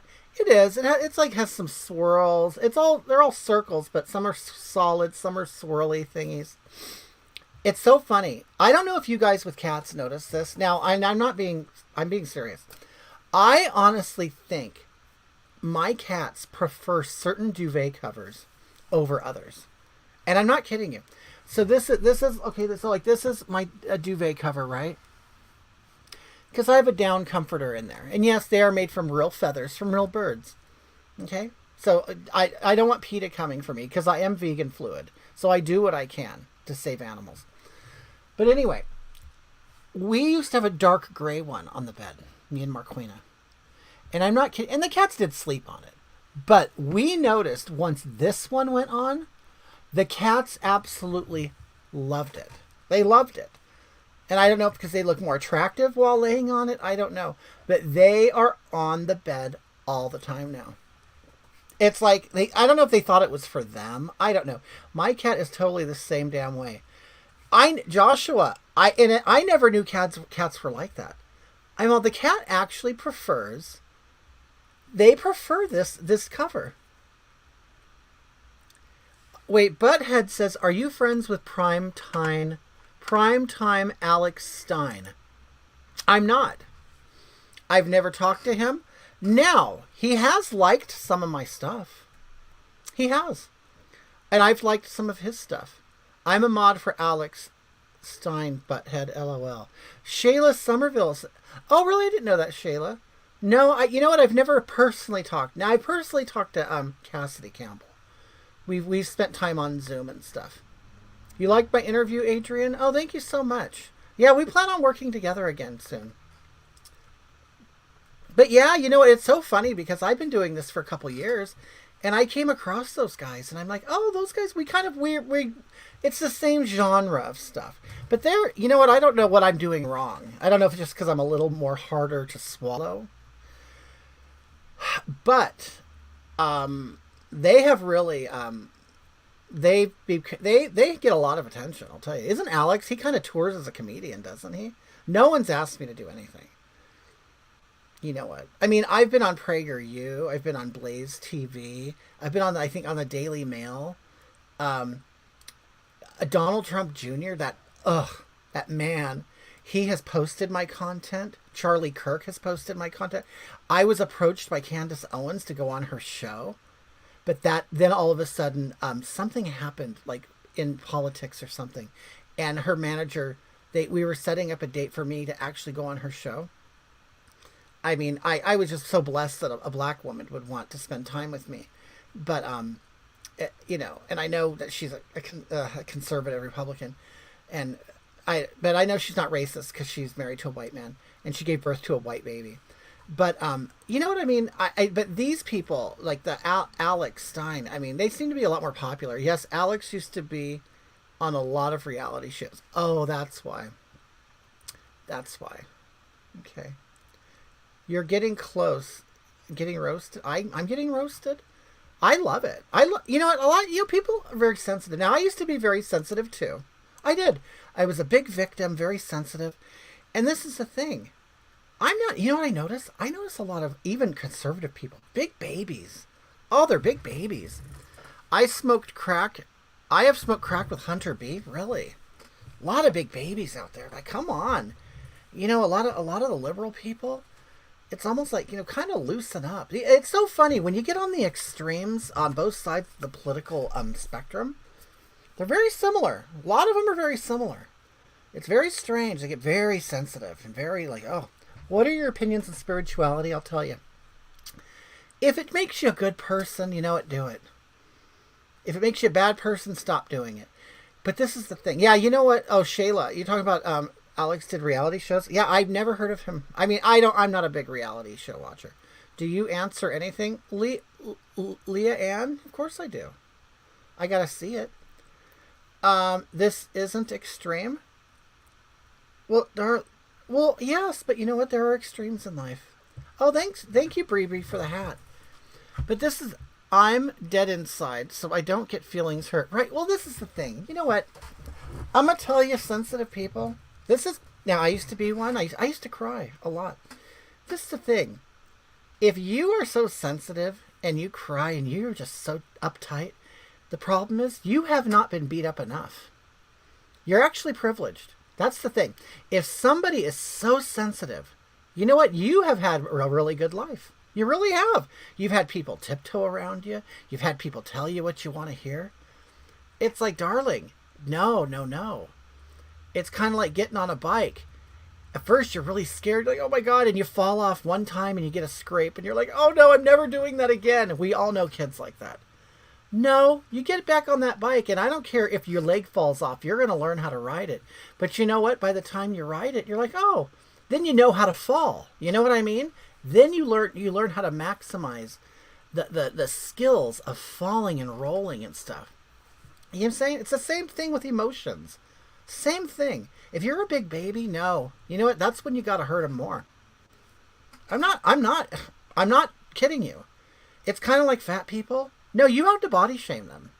You do. Body shame them. Call them a fat ass. Everything. You know, once you get the Twinkie out of your mouth, you know what I'm saying? And pretty soon they're going to be like, oh, I'm disgusting. I'm gross. But if you keep telling them, oh, you're beautiful at any size, you're not. You're 600 pounds and you're bedridden. You're not beautiful. You're a slob and you're a blob and you're Jabba the Hutt. You know what? I don't mind. I'm 300 pounds. Okay, I'm 300 pounds. But this is the thing. Something that's unheard of anymore. But you know what? People used to shame each other for a reason.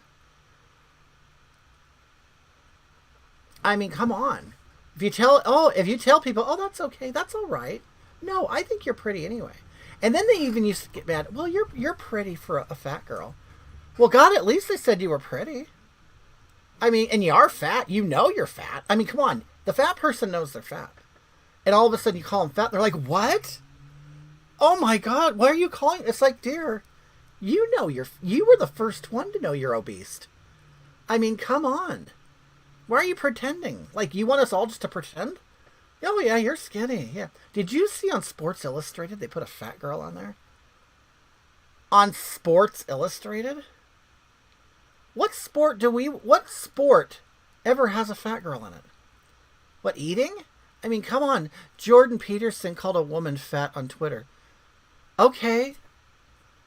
I bet he called, if she had blonde hair, said she was blonde too. I mean, come on. You're noticing the obvious. You're noticing the obvious. It's kind of like, oh, if I don't want to be called a slob and dirty, I'm going to take a shower and I'm going to put on clean clothes. But if I go around smelling and have dirty clothes on, now this is, I'm not homeless, but you know what I mean? And you're like, wow, that person's a slob. People also fetishize obesity. They do. They do. Marquina, I'm going to be honest with you. She actually would try to feed me in bed. And you know what? I'm going to tell you, I was with a woman like that. I'm 450 pounds, but trans thin, right? But this is the thing. I was with a woman once. She was afraid I was going to lose weight and find someone better than her. And Marquina has a cousin like that. She admits it. She has a husband. And he's not even that good looking. And they have a really junky minivan. So that means he's not a really good provider. But she's just so desperate to keep her man. She has actually said verbally to Marquina, with me in the car listening, yeah, I like to feed him because I want to keep him. So I can keep him ugly. So nobody more attractive than me wants him. Yeah, but I identify as a skinny 20-year-old. Why not be 18? An 18-year-old virgin. Oh, think about that. Imagine you guys going back and being 18, beautiful, and a virgin. Oh, could you imagine that? But knowing everything you know now. Oh my God. I mean, you're a virgin. You're nice and tight. I mean, you got the premium poon. Okay. I'd love to feed you pastrami on rye with mustard. Oh, you know what? I had a patty melt the other day with rye. It was so good. Can you say Nick heard? Well, Nick heard what? Yes, moist. But ladies, I'd like being 18 and I wasn't a virgin. But imagine, okay, knowing I identify as a trash cat possum. But imagine going back. Imagine going back and being 18 and gorgeous. I weighed 130 pounds and had abs. Oh, hi, Lisa. and dump the high school boyfriend. No, but see, knowing what you know now, so now you're really crafty, okay? Because you know what? We're all what, in our late 20s, 30s, 50s, whatever. Some probably in your 60s. I have a very diverse audience, and not by color, but by age and experience and, environment, geographic location. Anyway, but this is the thing. Imagine going back. I wouldn't want to do high school again. I really wouldn't. But maybe the last month of high school. So everybody's excited. And you're young and good looking. You have all the savvy of a 30-year-old, and you know everything, and you know what's going to happen. So like I would be going back to 1988, okay? Well, of course now it's 2023, so I know what's going to happen. I would invest in Apple and Microsoft and everything. So then I would do that. And I would have money. I be beautiful. Back then I was a heterosexual woman. So I used to date men back then. But I would find the guy, the hot guy on campus, and just, you know what, just tell him what he wants to hear. Because you know what an 18-year-old boy wants to hear. But oh my God, and just have your way with all these men. And then, I would probably go up to 25, go to college, and then just you know what, give it all up to these hot, football players and stuff like that. I personally wouldn't want to get pregnant, So yeah, I would probably always be at the clinic. I would every month. I wouldn't even have a period. After every abortion, I'd go right back at it because you're young and you bounce back easy. I would have become Elon Musk's nanny. I see your guest spot on the show. Your heart must have been broken, but your metaphoric balls are clearly strong. Yes, Lisa, yes. The comments are horribly disrespectful on Charlie Kirk and on Casey Campbell. Or Cassidy Campbell. You know what? I like him. I hate that. I hate saying his name. Cassidy Campbell. I don't know why it's so hard for me to say. Do you do the cream pie or what? You know what, Steve? Yes, but mine comes out chocolatey because I don't have a vagina. So you know what I'm talking about. I always get a chocolate cream pie, which I actually like from Marie Callender's. Do you guys ever? I hate his name too. It's not that I hate the name. You know what I mean? There's Cassidy and there's Campbell. I've never known someone with the first name Cassidy. I haven't. It's always been a last name. But it's just, it's one of those, you know what? It's one of those, he's young enough to where he comes from the age of people being called, Hunter and Dylan. And, a lot of the last names become the first names. You know what I'm saying. Back in my day, you were named after a biblical person or your great-grandfather's name or your dad's name. You know what I mean? It was simple. The names were simple back then. Oh, my God. And also, yeah, especially you black people. I hate to point you out, but it's true. A lot of you, name your kids like you're French. You're not French. Because we didn't do DNA back then. But I'll tell you, a lot of the black kids I grew up with, all of a sudden they had these French names. It's like, what? And then made up names. It's like, oh my God. It's like, you really, what books were you reading when you came up with that name? If you were reading a book at all. But it's like, and then, I know what it is. I'm going to be honest with you. Well, I don't want to be like the Europeans who made up these names. So I'm going to misspell the name. I'm gonna spell it the way I want to spell it. Madonna has a 22-year-old boyfriend. Oh, really, Shayla? Yeah. I'm sure he is all in it for love. I heard that Madonna wants a young boyfriend now. Well, God, the one she had before was young. Come on. Look at Jaquanda. Look at Marquina. Why is she... It's called comedy. Laugh at... Oh, you know what? You know who's laughing the hardest? I'm going to be honest with you. It's a white person who's saying, oh, that's racist. No, it's not. It's funny. It's funny. And you know who's laughing the hardest? Are the black people. They're laughing the hardest. Because I'm going to tell you, Marquina, she can't stand that her mom named her Marquina. Like, why does she have to put the Quina in there? Okay? I would name my daughter Tonelia. Did you read Depp and Heard are both not going to be there for the verdict? Really? I wonder why. You know what it is? I'll be honest. They're probably going to both be in bed together smoking weed. That's probably what they're going to be doing. Time to get the tarpon oil. Oh, do you guys? That's how me and Marquina have sex. We pulled. Thank you for reminding me. We haven't done it. We're just really starting to get back into it. Okay. We're just really starting to get back into it. Haven't seen you cry in a while. My favorite part.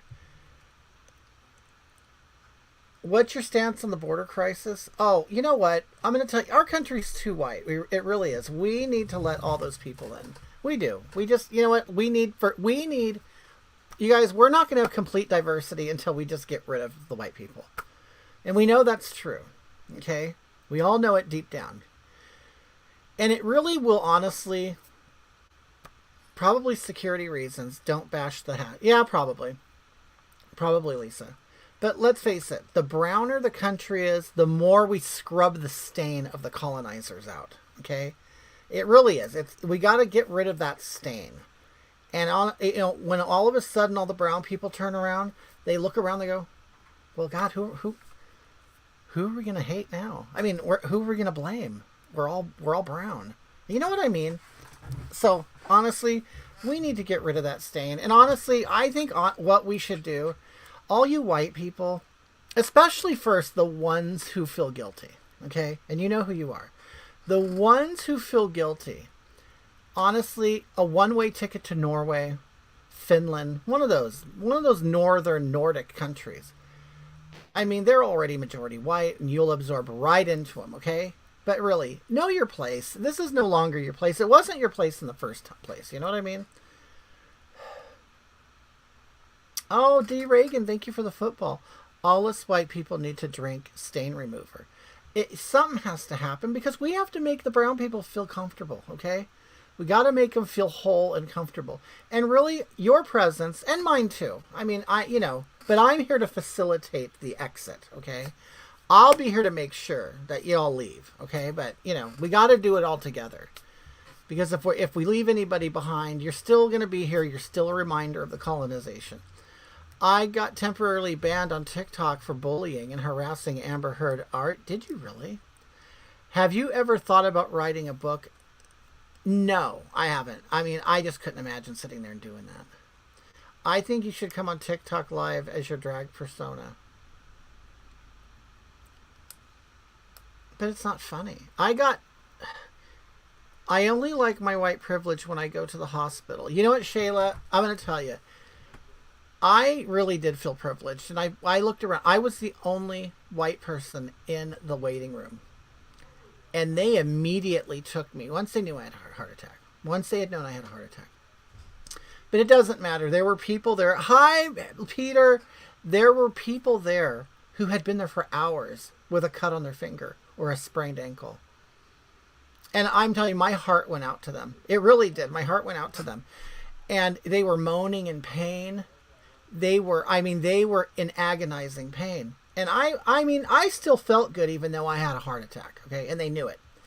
So they had to sit me in the waiting room, and I was with all these poor brown people of all shades of brown. And I'm like, my goodness, the pain, the agonizing pain these people are in. And they were there for 5 to 6 hours, and some of them were complaining. And a nurse, and she was a Hispanic nurse, she walks right out and she goes, "Miss Hogatha, we are admitting you into the hospital. Come this way." I mean, I had just sat down, and when I saw the look on these people, they all looked at me. I mean, rightfully so. And they were like, I was here for 6 hours, nurse. I've been here for 6 hours. Don't worry, we'll get to you. I've been in pain and this woman was going, "Oh, Mija, oh," to the child next to her. And it was just awful. And so but you know what am I going to do? What's the point of privilege if you don't take advantage of it? So I stood right up, and they put me right into a room, like right into a room. They laid me down, and they put an IV right into my arm. I have a white privilege card. I sometimes share it with my brown friends.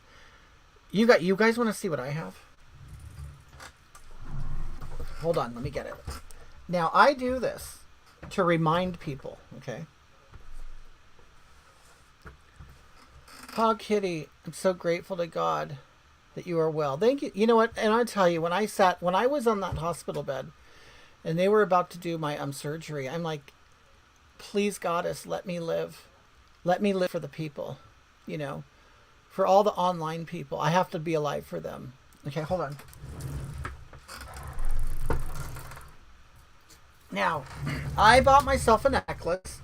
Now, I wear this as a reminder to people that I know what I have.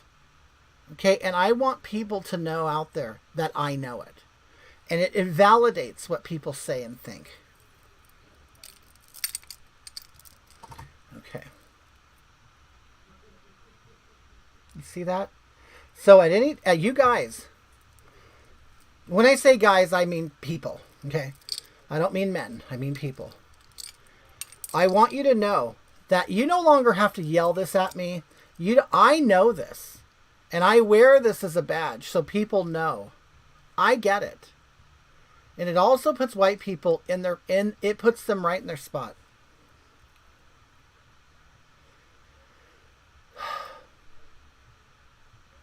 Gagging for lit. Gagging for it. You need this necklace? Well, I really think that all white people need to wear this. It's sort of like a scarlet letter. It's a mark of shame, really. It's a mark of shame. And it honestly, when I put this on, it hurts me to wear it. It does. And it's kind of like, wait, I need a 4-finger ring like that. And if you don't wear this and acknowledge your privilege, you are a racist. You are. Auntie, you can get it on Amazon, but just type in this. I'm actually made this into a necklace. I went through the trouble to actually make it. True to Akua says you're a joke. Oh, I'm dead serious. You're the joke, okay? And everybody's laughing at you. At least I acknowledge my privilege, okay? I don't know what you are ethnically or what shade you are. But you'll never know the pain of white privilege. And people finally, after all these years, say, telling you about your privilege. Well, you know what? I've embraced it, and I get it, and I recognize I've had it my whole life. Okay, I wear this as a reminder, and I want the people out there, the people of color to know I get it, and I admit it, and this is my shame right here. I wear my shame. Didn't Obama put a medal like that over Biden in the White House? He put something on him. It's not real silver. Hogatha would love to see you interviewed by the Hodge twins. You know what, Butthead? I would like that too. Whites need to erase their privilege with boot polish. This is what happens when you enable too much. It's not easy to be treated so much better than everyone else. It isn't. And you know what? I kind of hope, but you want to know you know what? I'm going to be honest with you. You know where my privilege works the most? Around brown people. I mean, I want you to think about it. A white person does not treat a white person like they're special. They don't. You're just a person to them. It's the tan people. It's the people of color who treat you more special. So I want them, honestly, the ones who forget, I want them to see this and go, oh, they know. And then this kind of knocks them back into their senses that, you know what, they recognize that. And, well, he is privileged, or she is privileged. They are privileged. I'm just going to treat them like everybody else. And so this is kind of a reminder to the people of color, too. Please, I need to feed my family. Bro, as a brown person, STFY, white saviors are trash.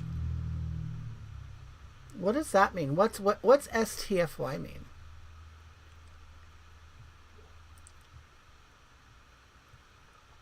You are hilarious looking and 100% full of SHIT. You're a man. You know what, Murray? Scott Nelson? You would love for me to be a man because you hate women and you're obviously a closeted homosexual. Well, I want you to know I'm not interested in you, okay? You must see something in me you find attractive, or you wouldn't be on here trying to contact me and want my attention. Okay? I'm a woman and I'm a lesbian. Okay?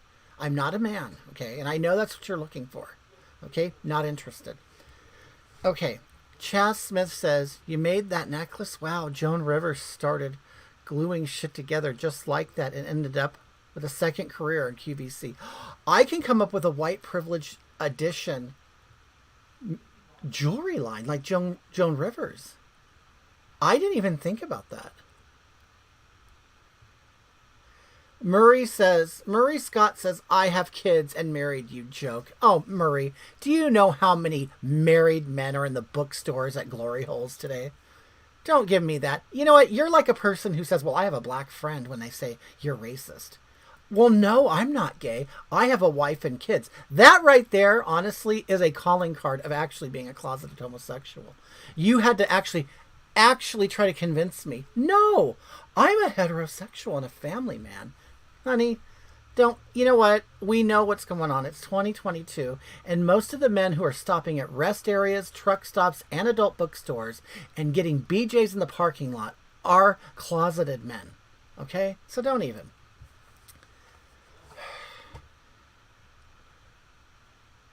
Murray says I'm First Nations also. Whoop-de-doo. Why do I care?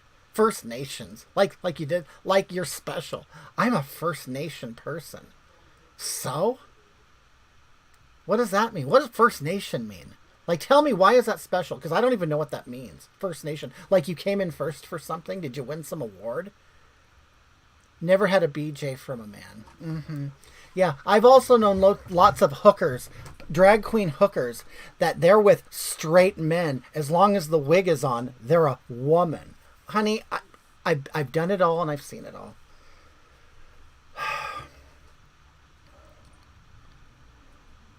Butthead likes glory holes. Does anybody know what a glory hole is? If you don't, First Nation means he is in the closet. First Nation. Would you win something? Was there a contest and you came in first? I don't know. Hi, Bennett. Murray says, you have had man BJs from men and it's wrong. Honey, you don't even know you don't know what I've done. You can't even I don't even have a penis. How do I get a BJ? Yes, a man has licked my bean. Yes. Yes. Yes. I mean, so what? I used to be a heterosexual woman. Wait, what? Do you plan on doing another interview with Cassidy Campbell? You know, he did express that he wanted to work with me again. Yes. Hi, Shelly. You guys, Champagne Shelly has joined us. We need to get together and down some champagne again. First Nations are colonizers who slaughtered the Anazes. I don't know what that is. Someone's mentioned that Modern Warrior woman. Modern Warrior, she's with us right now. Yeah, she's really pretty hair. Shayla likes glory holes too. Oh, look. Oh, Sterlon Brock. You guys, what a wonderful porn name. Sterlon Brock says, look, it's the sexiest person on Facebook. You know what? At least Sterlon will use my adjectives. Use my preferred adjectives. I know someone who had Laurence Olivier through a glory hole. True story. Oh, wow. What an honor. Laurence Olivier stuck his peen through a glory hole. Maddie says, I effing love these lives. You never know which direction they're going to go in. I can be pissed off at the world and then laugh my ass off. Oh, thank you, Maddie. I love that. Oh, Anna Saws Ease. So what? Are you saying that the First Nation people really aren't the First Nation people? Are you saying they colonized the new world and they... Oh, you thought you were going to see me this weekend? No, we've been busy this weekend. I didn't know we were supposed to see. Wait. How about are you two-spirited First Nation? Oh, there's Marie. Doesn't even know what a Native American is. Honey, I'm a Native American. What are you talking about? Anybody born in America is a Native American. Please stop. Think you're special because you're born here? Honey, I was born here. I was born in Los Angeles. Okay? Give me a break. What's your favorite skin color? You know what? Not the blackest of black. One step below it. Because when it gets really dark, it can be purple or blue. I like one step below it. Okay? Like the darkest coffee. Murray says, holy F, you're stupid. What do you mean I'm stupid? You said Native American. I'm a native of Los Angeles, I'm a native of California, and I'm a native of the United States, and I'm a native of America, okay? You're the stupid one. You don't realize the United States is in North America?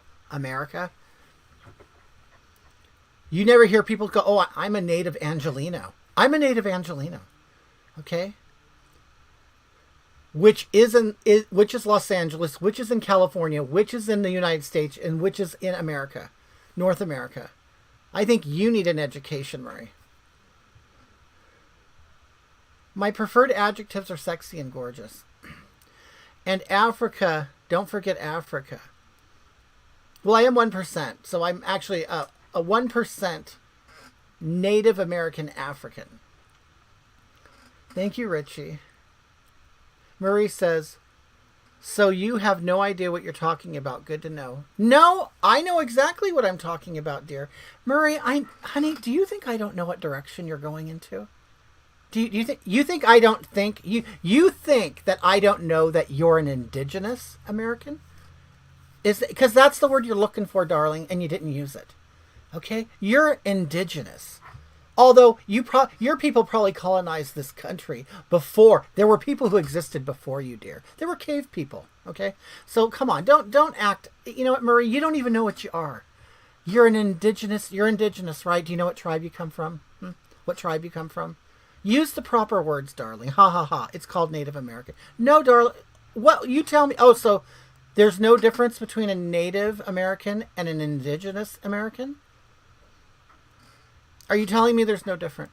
Murray, come over here, little penis man. Sterlon says, Hogatha, you don't get enough credit for how extremely intelligent you are with an amazing personality. Oh my God, Blackfoot. You know what, Murray? Blackfoot. Are you up in Browning, Montana on the reservation? Because, honey, I was up there. Okay? I drove a truck through Browning, Montana, and I'm going to tell you, that was a dump. It was a dump. You know, why don't your people get out and push a broom or something? You know, pull some weeds out from the streets. Why don't you, neuter your dogs or lock them up? I mean, come on. That place was a dump, and it was the Blackfoot Reservation. My God. What a depressing place. Why don't you put on a bright, cheery color on a building or something? I mean, you have all the time in the world. Let me see.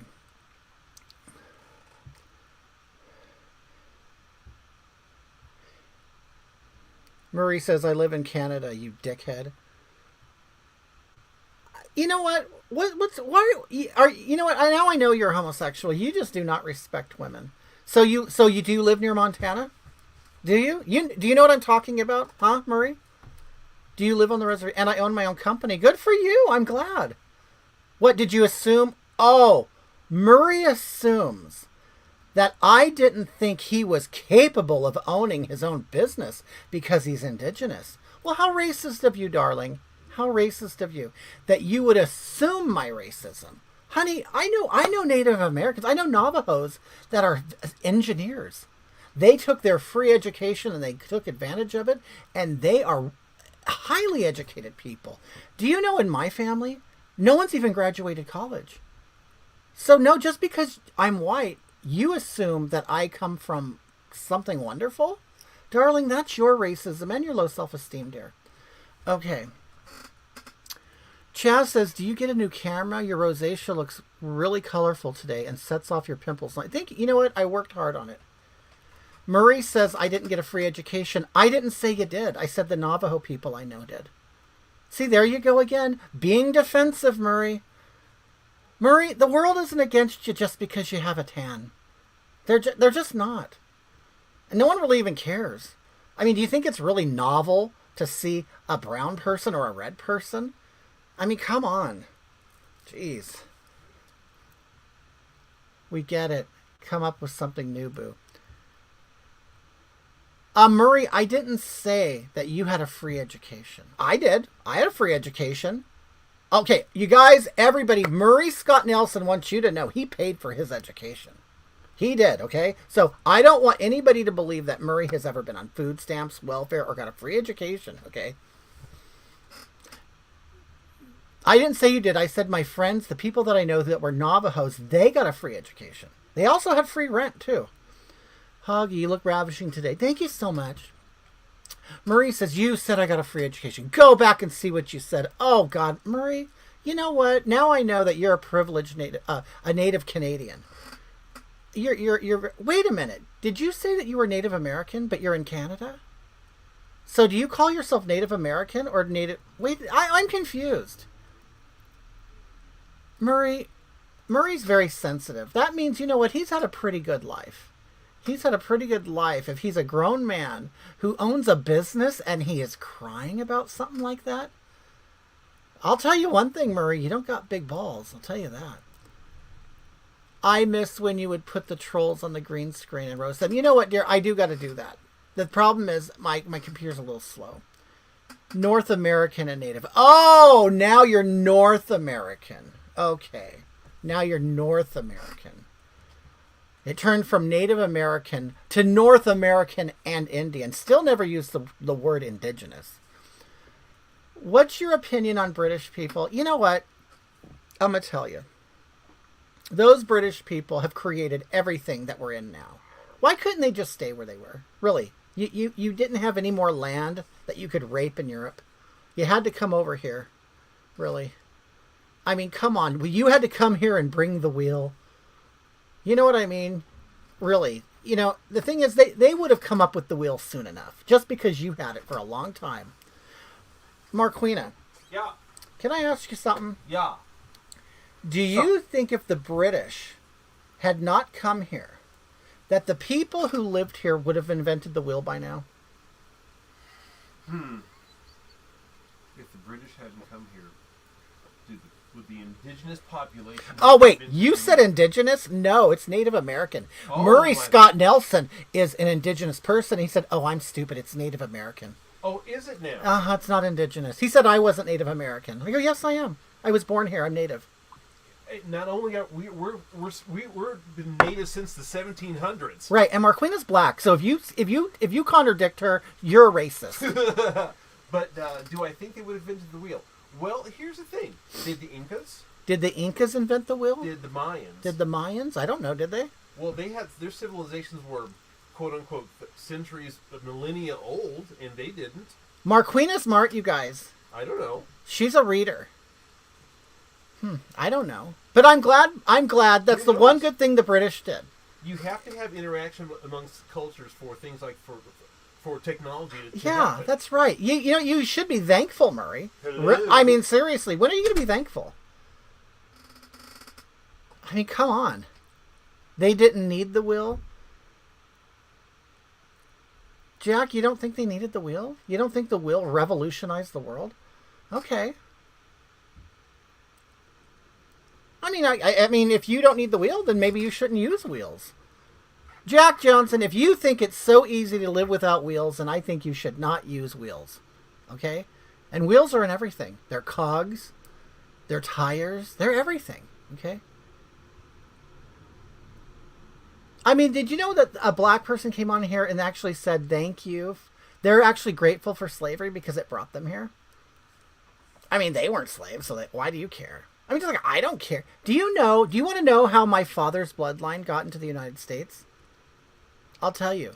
One of my great-great-great-great-great-grandfathers was kidnapped in London and forced on a ship with his 13-year-old girlfriend. Brought here and were indentured servants. And when they became adults, it was almost like Django Unchained. The story is, okay? He then gained his freedom, and then he went after his girlfriend. That is how my father's bloodline got here. Am I grateful for that? Yeah.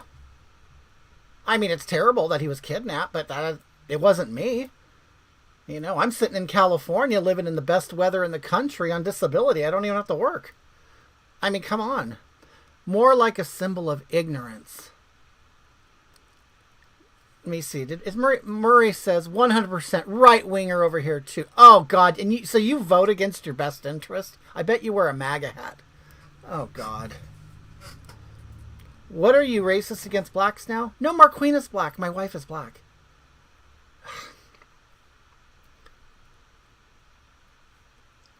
Are you due for a new scooter? I am. You know what? The seat is getting a little worn out. I do put a little pad on it, like a sheepskin pad, and it's really kind of just wearing through. And the springs are breaking down. So I do. So I want you taxpayers to know that I am going to apply for a new mobility scooter. And now they have 2-seaters. So I could put Marquina on the back, and I could put the cats in a basket. I also want a little dog.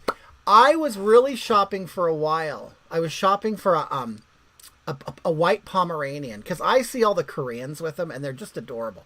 Little teeny toy Pomeranians, and they dye their hair pink and stuff. Oh, they're so cute. But I don't want to deal with the hair. Okay, the shedding, because I guess the Pomeranians do shed a little bit, and I don't want to deal with it. So I'm going more toward a Maltese.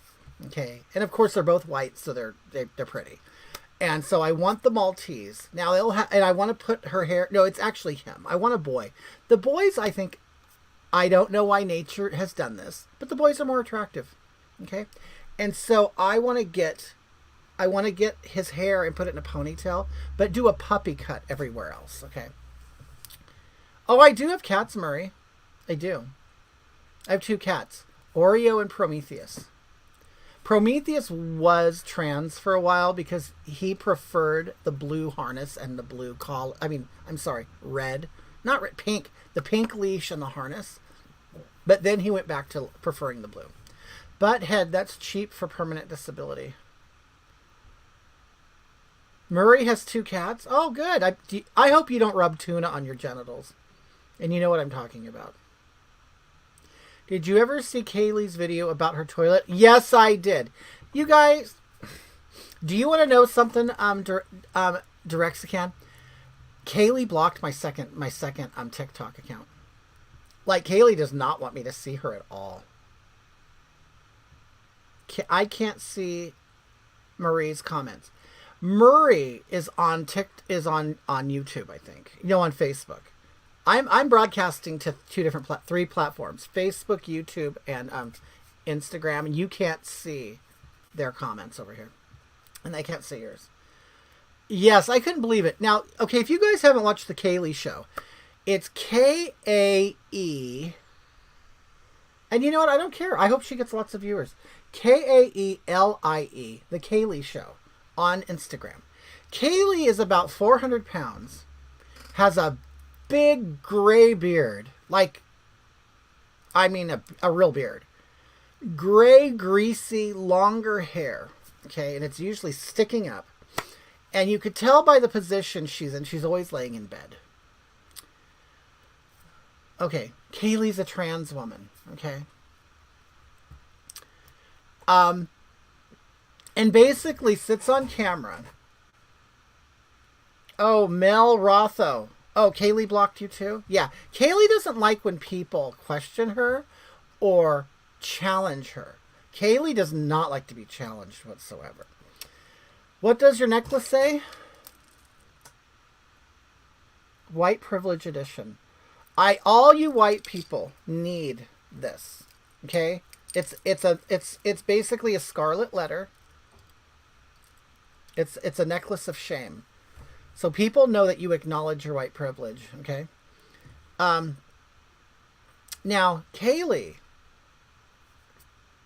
So you voted for who? I don't vote. I just complain about who wins.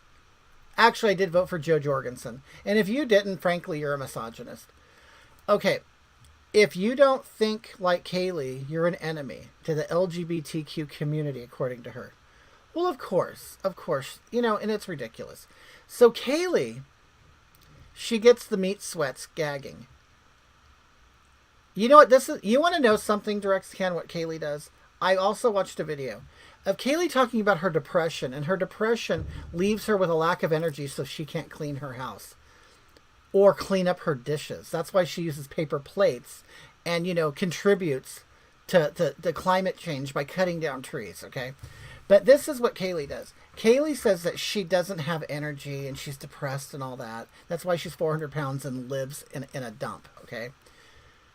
The funny thing is, Kaylee has all the energy in the world to get up and cook and dirty those dishes. You know what I'm saying? See, this is how depression works. This is when people, they like to wear depression as a label and want you to feel sorry for them. The funny thing is, wait, she's getting a home health care aide? You believe that? It wouldn't surprise you. No, yeah, I don't know.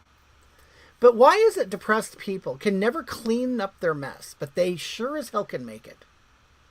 I mean, let's really be honest, because you know these people need help. Okay, they really do, and it's not just like, oh, I can't, I'm depressed. No, because you know what? You spent an hour in that kitchen cooking an elaborate meal with many calories. Okay, and you I mean, and Kaylee will make like full meals, and it's like, wait a minute, you were able to make all of that.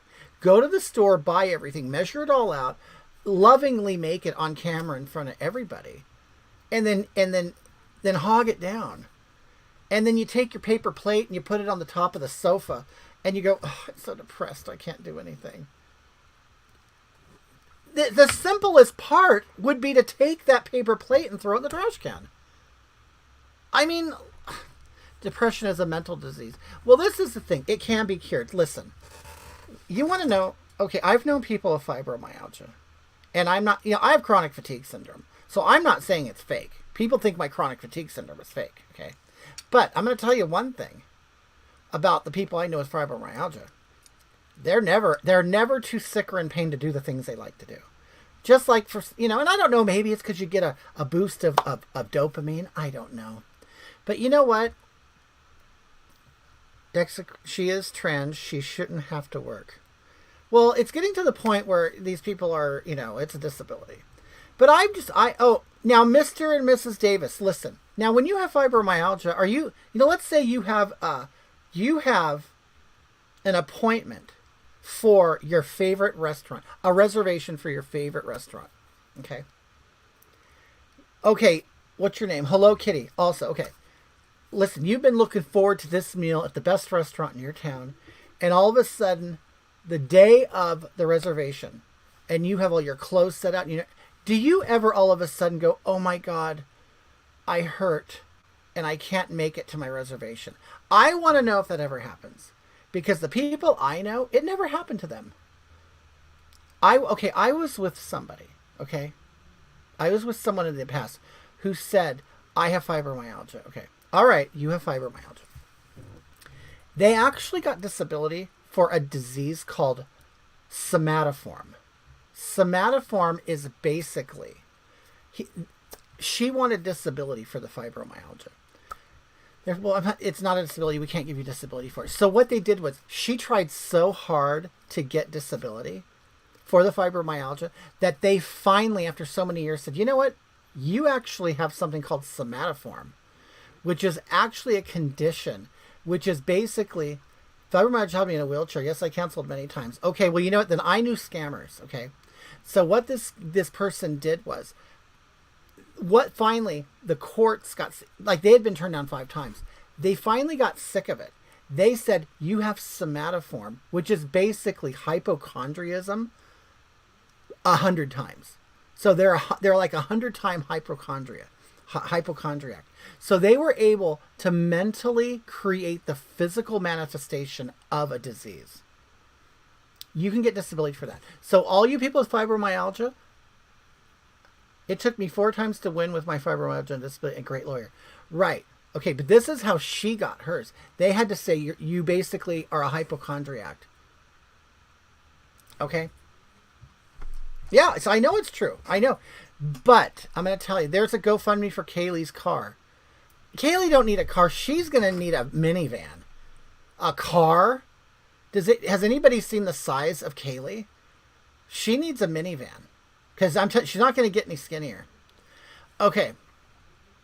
So this is, yes, we can heal ourselves. So, but the thing is, I'm going to tell you, she wanted sex all the time from me. She was never in too much pain for sex.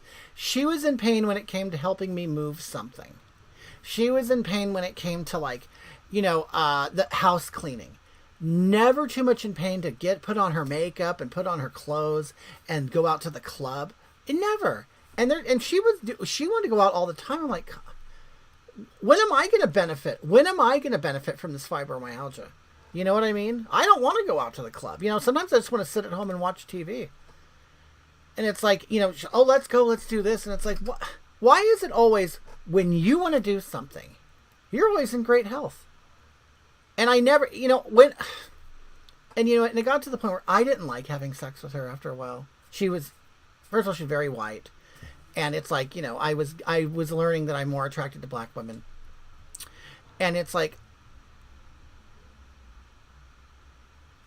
hold on. Stephanie says, I have fibromyalgia and chronic fatigue, and I don't do anything of the things I used to like to do anymore. Well, see, you really have it then. And I'm not saying it doesn't exist, but it just seems like the people in my life just use it as I felt like I was very controlled in the relationship. Like, oh, I feel good, so let's go out. Oh, I don't feel good, so I can't clean. Oh, well, why is it you never feel good enough to clean? But you feel good enough to go out all night and drink and dance and do karaoke. I don't know. It's just very strange. You know what? Good. Maybe they did have it and it was just selective, and maybe they're like, oh, it's, but you know what I mean? Yes, I'm still on, Dory. The darker the berry, the sweeter the juice. Oh, and the thicker too. Oh, it sounds like Kaylee didn't really have fibro to me. I don't even think, Kaylee's just depressed. But for some reason, the depression allows her to go and make great meals, but doesn't allow her to throw her paper plates away. Kaylee is on TikTok called The Kaylee Show.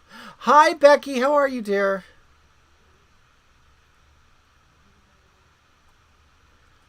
Kelsey. So Kaylee blocked me. Yeah, she's not depressed. She's fat. Right. And I get it. Maybe we'll see her on 600-Pound Life. But anyway, she has a GoFundMe out. Good. You're good. How's the weather in Tennessee? She has a GoFundMe out so people could buy her a car.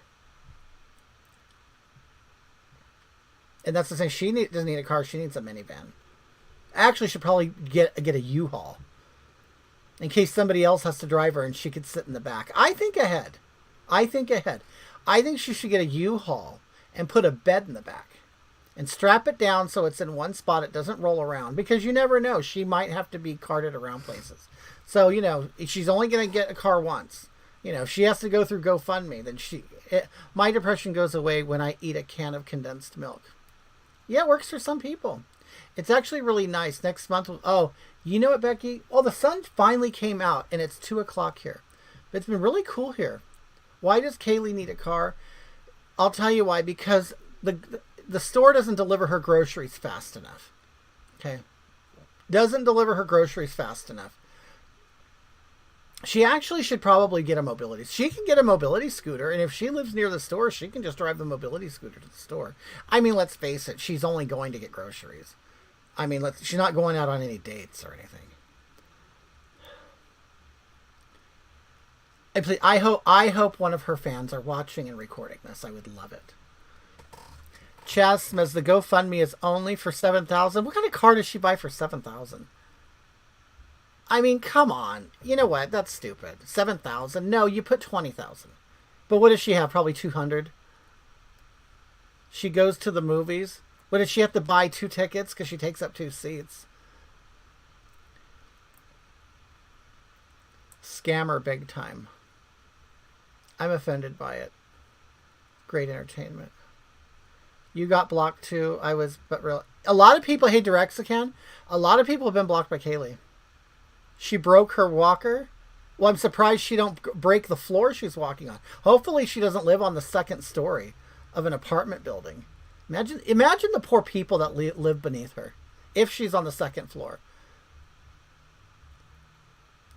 Oh, I know, me too. You were blocked, really? So if any of your, I know some of her fans, they watch both of us. Please record, do a screen record or something. I would love for her to hear all this. She lives in a senior community. She's only 44. You know what? Maybe it's her mom's senior community, and she took over, whatever.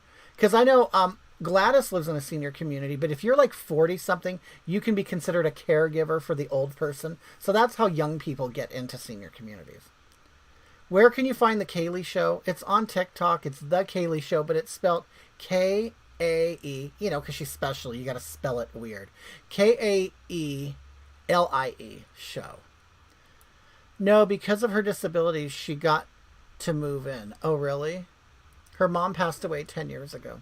I bet you she has all her furniture, too. She probably basically just, like, moved her mom's home into hers. Her big poop would shoot through the floor like a cannonball. Oh, so you guys, you know, she's probably going to love being talked about. And I do. I hope she gets a lot of new followers. But anyway, she complained, okay, because the people, her landlord, wanted to come in to inspect the place. You know, and they're allowed to do that. But she got mad because they looked at her toilet and said that she needs to clean it. Now, you get notice before your landlord comes in because they have to give you a 24-hour notice. How do you not? I don't care how depressed you are. Honey, I had open heart surgery and I would have done whatever it took to get me out of bed to go clean my toilet. Okay? I don't care. I mean, are you really that depressed that when someone comes into your apartment and they're going to inspect and you have like poop kicked to your toilet? Really? I mean, that's really the only reason why your landlord... So that toilet was really bad.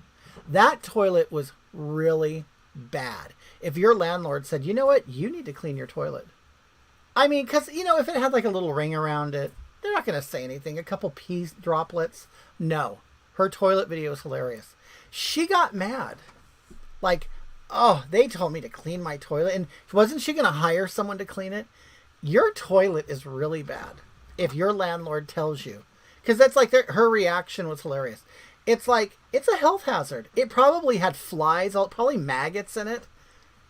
Marquina. Maggots. Okay, I want you to think about this. Yes. Okay, so you're depressed, okay? Yes. Your landlord says, I'm coming in. I'm going to inspect the apartment. And because they can do that. Yeah. Wouldn't you clean your toilet if it was like piled with toilet paper and poop? Well, the clinically depressed don't do that. They use that shit as an excuse not to do anything. And in fact, we used to tell people to clean their place up to help fight depression. Well, yeah, I mean...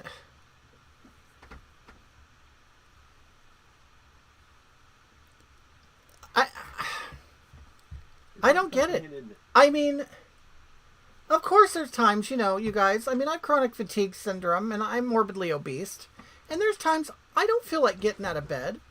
But you know what? The best way to get out of the depression is to get out of bed. There you go. I mean, to get out of bed and do something. She was so big, they had to sew 2 dicks on her.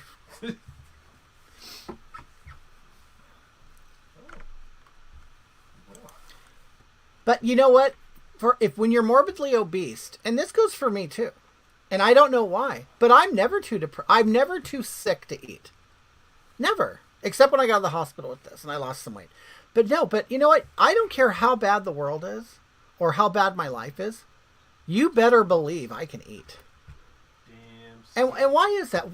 Marquina, why is that? Why do you think that the depression, the chronic fatigue syndrome, the fibromyalgia, even the bipolar, how come that never stops you from getting in that kitchen and making something and eating? It's a mystery to me. I mean, really. The best way to get rid of depression is to be dead. Hoggy, do you know how Marion surgery... She has no cancer, Kristen. I just saw it on Facebook. Food is a crutch. I mean, but let's be honest. And how come, honestly, it's a survival instinct? You know what? Also, depression never stops you from getting your drugs or alcohol. Shocking. You know, but it stops you... It's funny. It stops you from doing things to fix your life, but it never stops you from doing things to hurt your life. Paul Pelosi arrested for a DUI. Is that... Oh my God, I love it. Is that Nancy Pelosi's husband? Boy. Marquina, what are you doing? I'm trying on look at this color. What do you think? Oh, I like it. It's nice. I'm gonna go poop. You're going to poop? Make sure you clean the toilet. And you know what? And make sure it flushes, because there's so many times I've gone in there and there's a waterlogged turd in there. And then I flush the toilet. I go in there and I see it and I flush it and it turns into like brown powder. Rejects privilege and won't hire a driver. Gets a DUI. Really? Wow. Hey, Hoggy, how are you? I'm doing great. I'm Cyan. I'm doing great. Wingnut says I posted to her TikTok. Use spray. See, that's, you know what? I'm going to tell you, Marquina is guilty for that. She'll poop, and I'm telling you, she tears it up. And is that Marquina? Yeah. Marquina. Do black men have white poop? What happened to Joe Rogan? R.I.P. Joe Rogan. Listen. Marquina tears it up, okay? And she has a diet rich in chitlins and grits. And I'm telling you, she tears up that bathroom. So she'll poop and creates a huge mess. And she won't even turn on the fan, the exhaust fan. We don't have a window in our bathroom. It's 5 p.m. here. Really, Magadog? It's 2 here.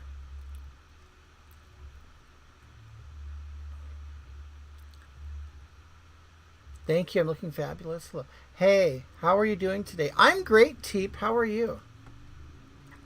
Why did I look that TikTok up? I wasn't expecting a bearded lady man. Right, Taylor? No, she's a woman. That's a lady. A dainty lady. Very elegant. The Kaylee show. Kaylee's very elegant, okay? Can we address the elephant in the room here? Time zones are racist. I'm watching this live stream in bed and I shouldn't have to. Mike, are you black or brown? Because honestly, the darker you are is the more severity of the lack of privilege. Okay. Got to flush during the sit down. Right? I hate that. Tell me, okay. I honestly can't poop over someone else's poop. Okay? I can't. And I know some of you can, but I can't. Like, I hate using a porta potty, but at least the pile of poop is far down. But, you know, because you don't know if you poop, if it's going to splash or not. Okay? And if it splashes, that other poop water that's been sitting there fermenting with the log that's already in there, okay, that water is going to hit you. It's not even your own poop water. It's someone else's poop water, okay? Even though I do put like a bleach tablet in my tank, so the water tends to be cleaner, but still, I don't care. It's still someone's poop water. Why won't the majority of men do a courtesy flush? I don't know, men. Why are you like that? But there's times I'll go in there and me, because it's so hard for me to get out of bed and get to the toilet. I will, oh my God, you're back. Hi, Cece. Anyway, I wait till the last minute to poop. Like, I don't like to sit there and linger on the toilet, okay?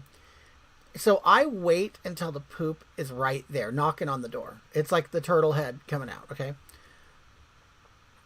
If a dog can drink toilet water and not get sick, can humans? Probably. Hi, Guy Smith. Thank you. Becky says, yeah, oh yeah, they don't. Courtesy flush. But this is the thing.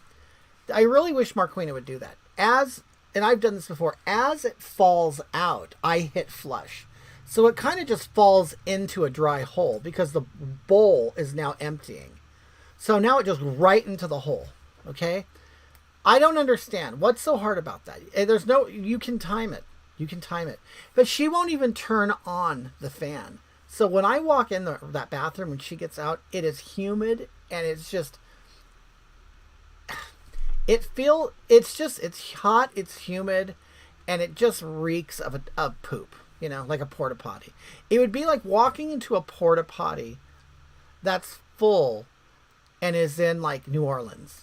And I know so many people live in the deep south. You know what I'm talking about. It is awful. Like, and I know a lot of you probably have never left if you live there. But do you realize there are parts of this country that don't have that kind of weather? Like, you can go outside and not sweat, even if it's like 90 degrees. Okay? Yep, I'm from Louisiana. Okay, hello, Kitty. When I was a truck driver for 2 weeks, I've always lived in Southern California, okay? It's not humid here. It does have its humid days, especially if the marine layer comes in or if you go to the beach. The beach can be humid. Of course, it can be. But typically I live right on the border of a desert. It's dry and it feels good. But if you're in the South and it's hot, do you know that when I was a trucker and I drove for 2 weeks, all I did was go from Houston to New Orleans, just back and forth. It killed me. It killed me. I'm from a desert climate. Do you know people who have never gone down there? Do you know that it could not rain and it could be hot out and you will still have water running down your windows? If you're not used to that, that is the worst thing in the world. It's as if I can't do heat, right, Shayla?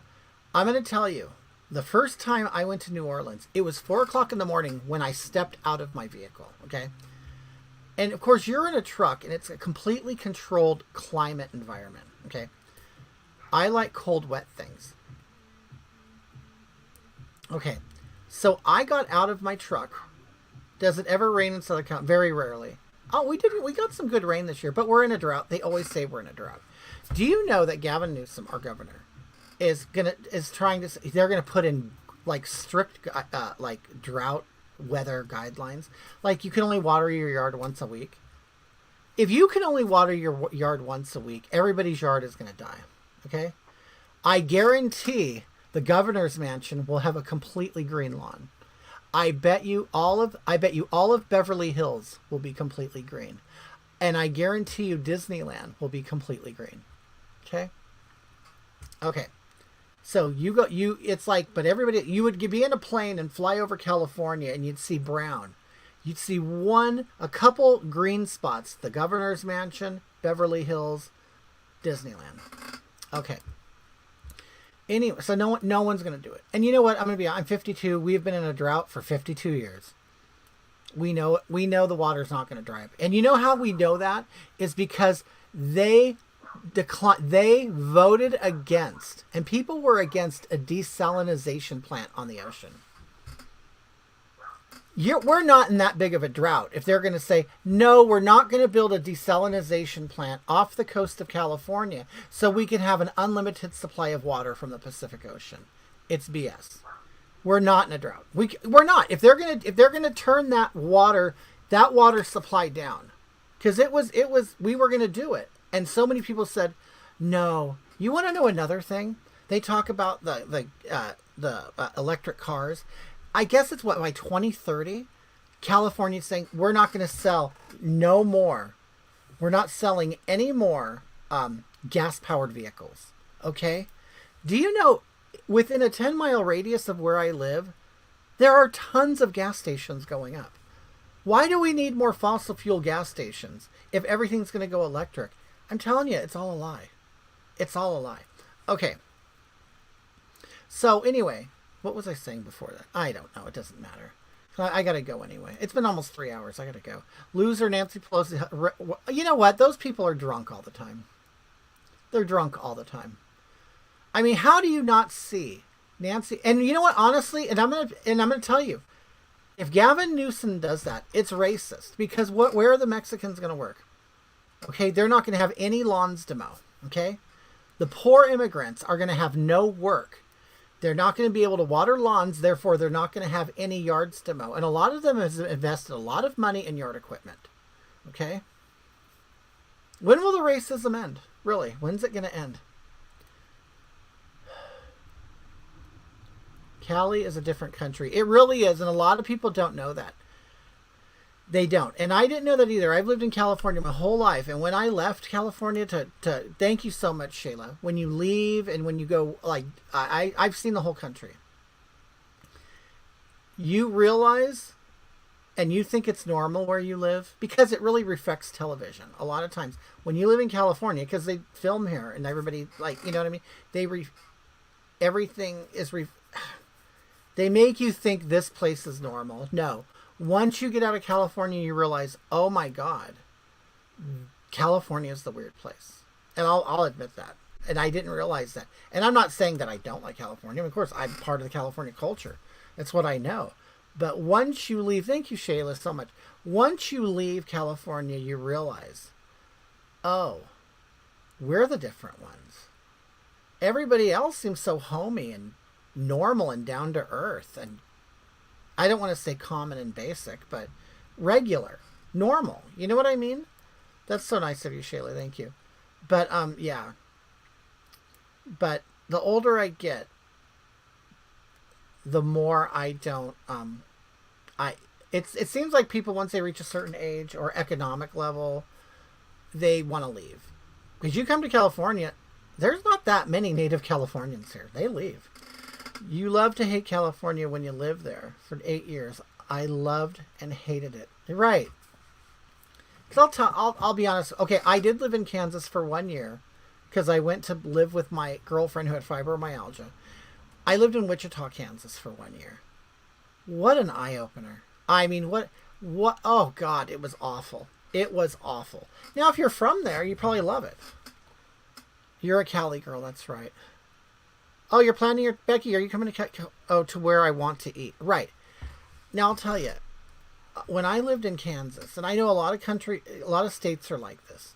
I lived in Wichita, Kansas, which is it's big. I think it's the biggest city in Kansas, but you're still in Kansas. And one thing I noticed is Metallica. I was raised there. I don't live far from there now. When I lived in Kansas for that year, it was a culture shock. Even though everybody was white, it was still a culture shock. And I'm like, oh my God. Like, a lot of people wore flannels. But one thing is, I did not see any sense of luxury there. Here, you'll see Ferraris and Lamborghinis and Rolls Royces and stuff. Oh, you'll never see that in Kansas. You'll never see that in Kansas. So it was as if there was never a next level to attain to. You know, I mean, I'm sure there are wealthy people who live there, but not luxurious wealth, okay? Here, when you live in California, you can make reservations. You can live in a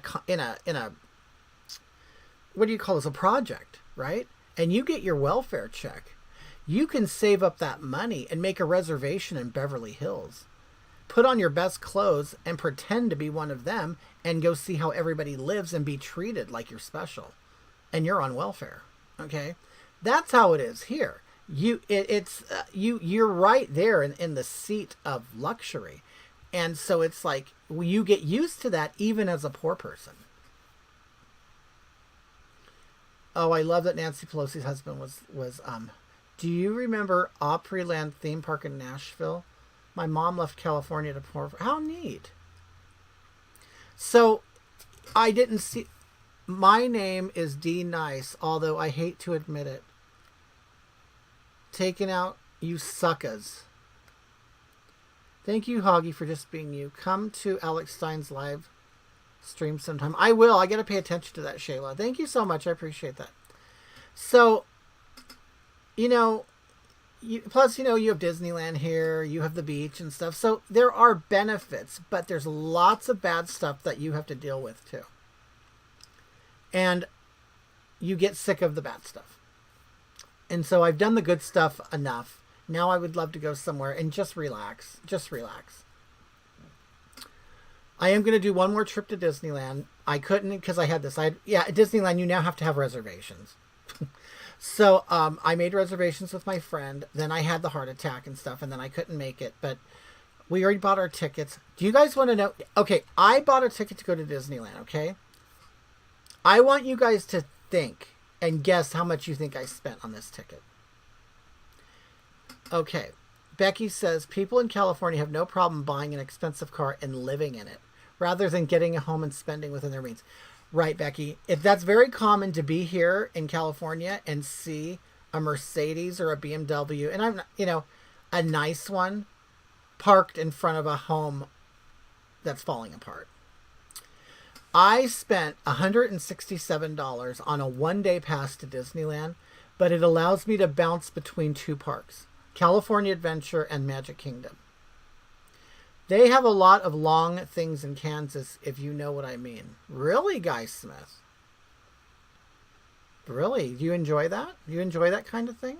Adrian, some people make fun of my disability, and they are actually denying me of my gender. I just get upset at how these people just flaunt their privilege. I think they're misogynists. Oh, you know they are. You know when someone's misogynistic toward you. You know.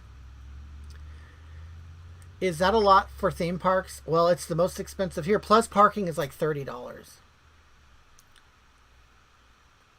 So basically that day to get to, okay, plus I live, what, 40 miles from Disneyland.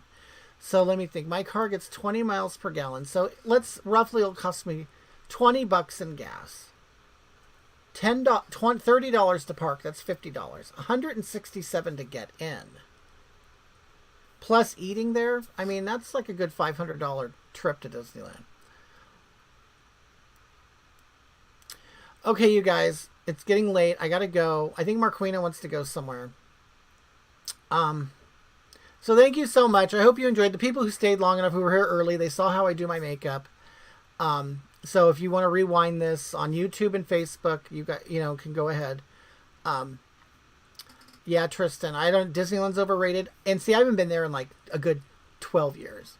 But I've heard, and I probably will go there and get pissed off because it's a nostalgic place for me. We went every year when I was a kid. And it's a different place. Now you can have lots of facial hair and tattoos and colored hair. Back then, it was very wholesome. You had to have a certain haircut. You could only have a certain amount of facial hair. They really wanted it to be wholesome. And now it's not. And I heard that the workers are terrible too. So it'll probably honestly break my heart and push me even further out of the state. But I'm willing to go and get my heart broken because I love the Haunted Mansion, right? And I love Pirates of the Caribbean. Anyway, you guys, love you guys. Thank you so much for those who've supported me and stuck with me. I appreciate it. All right. Love you guys. See you later.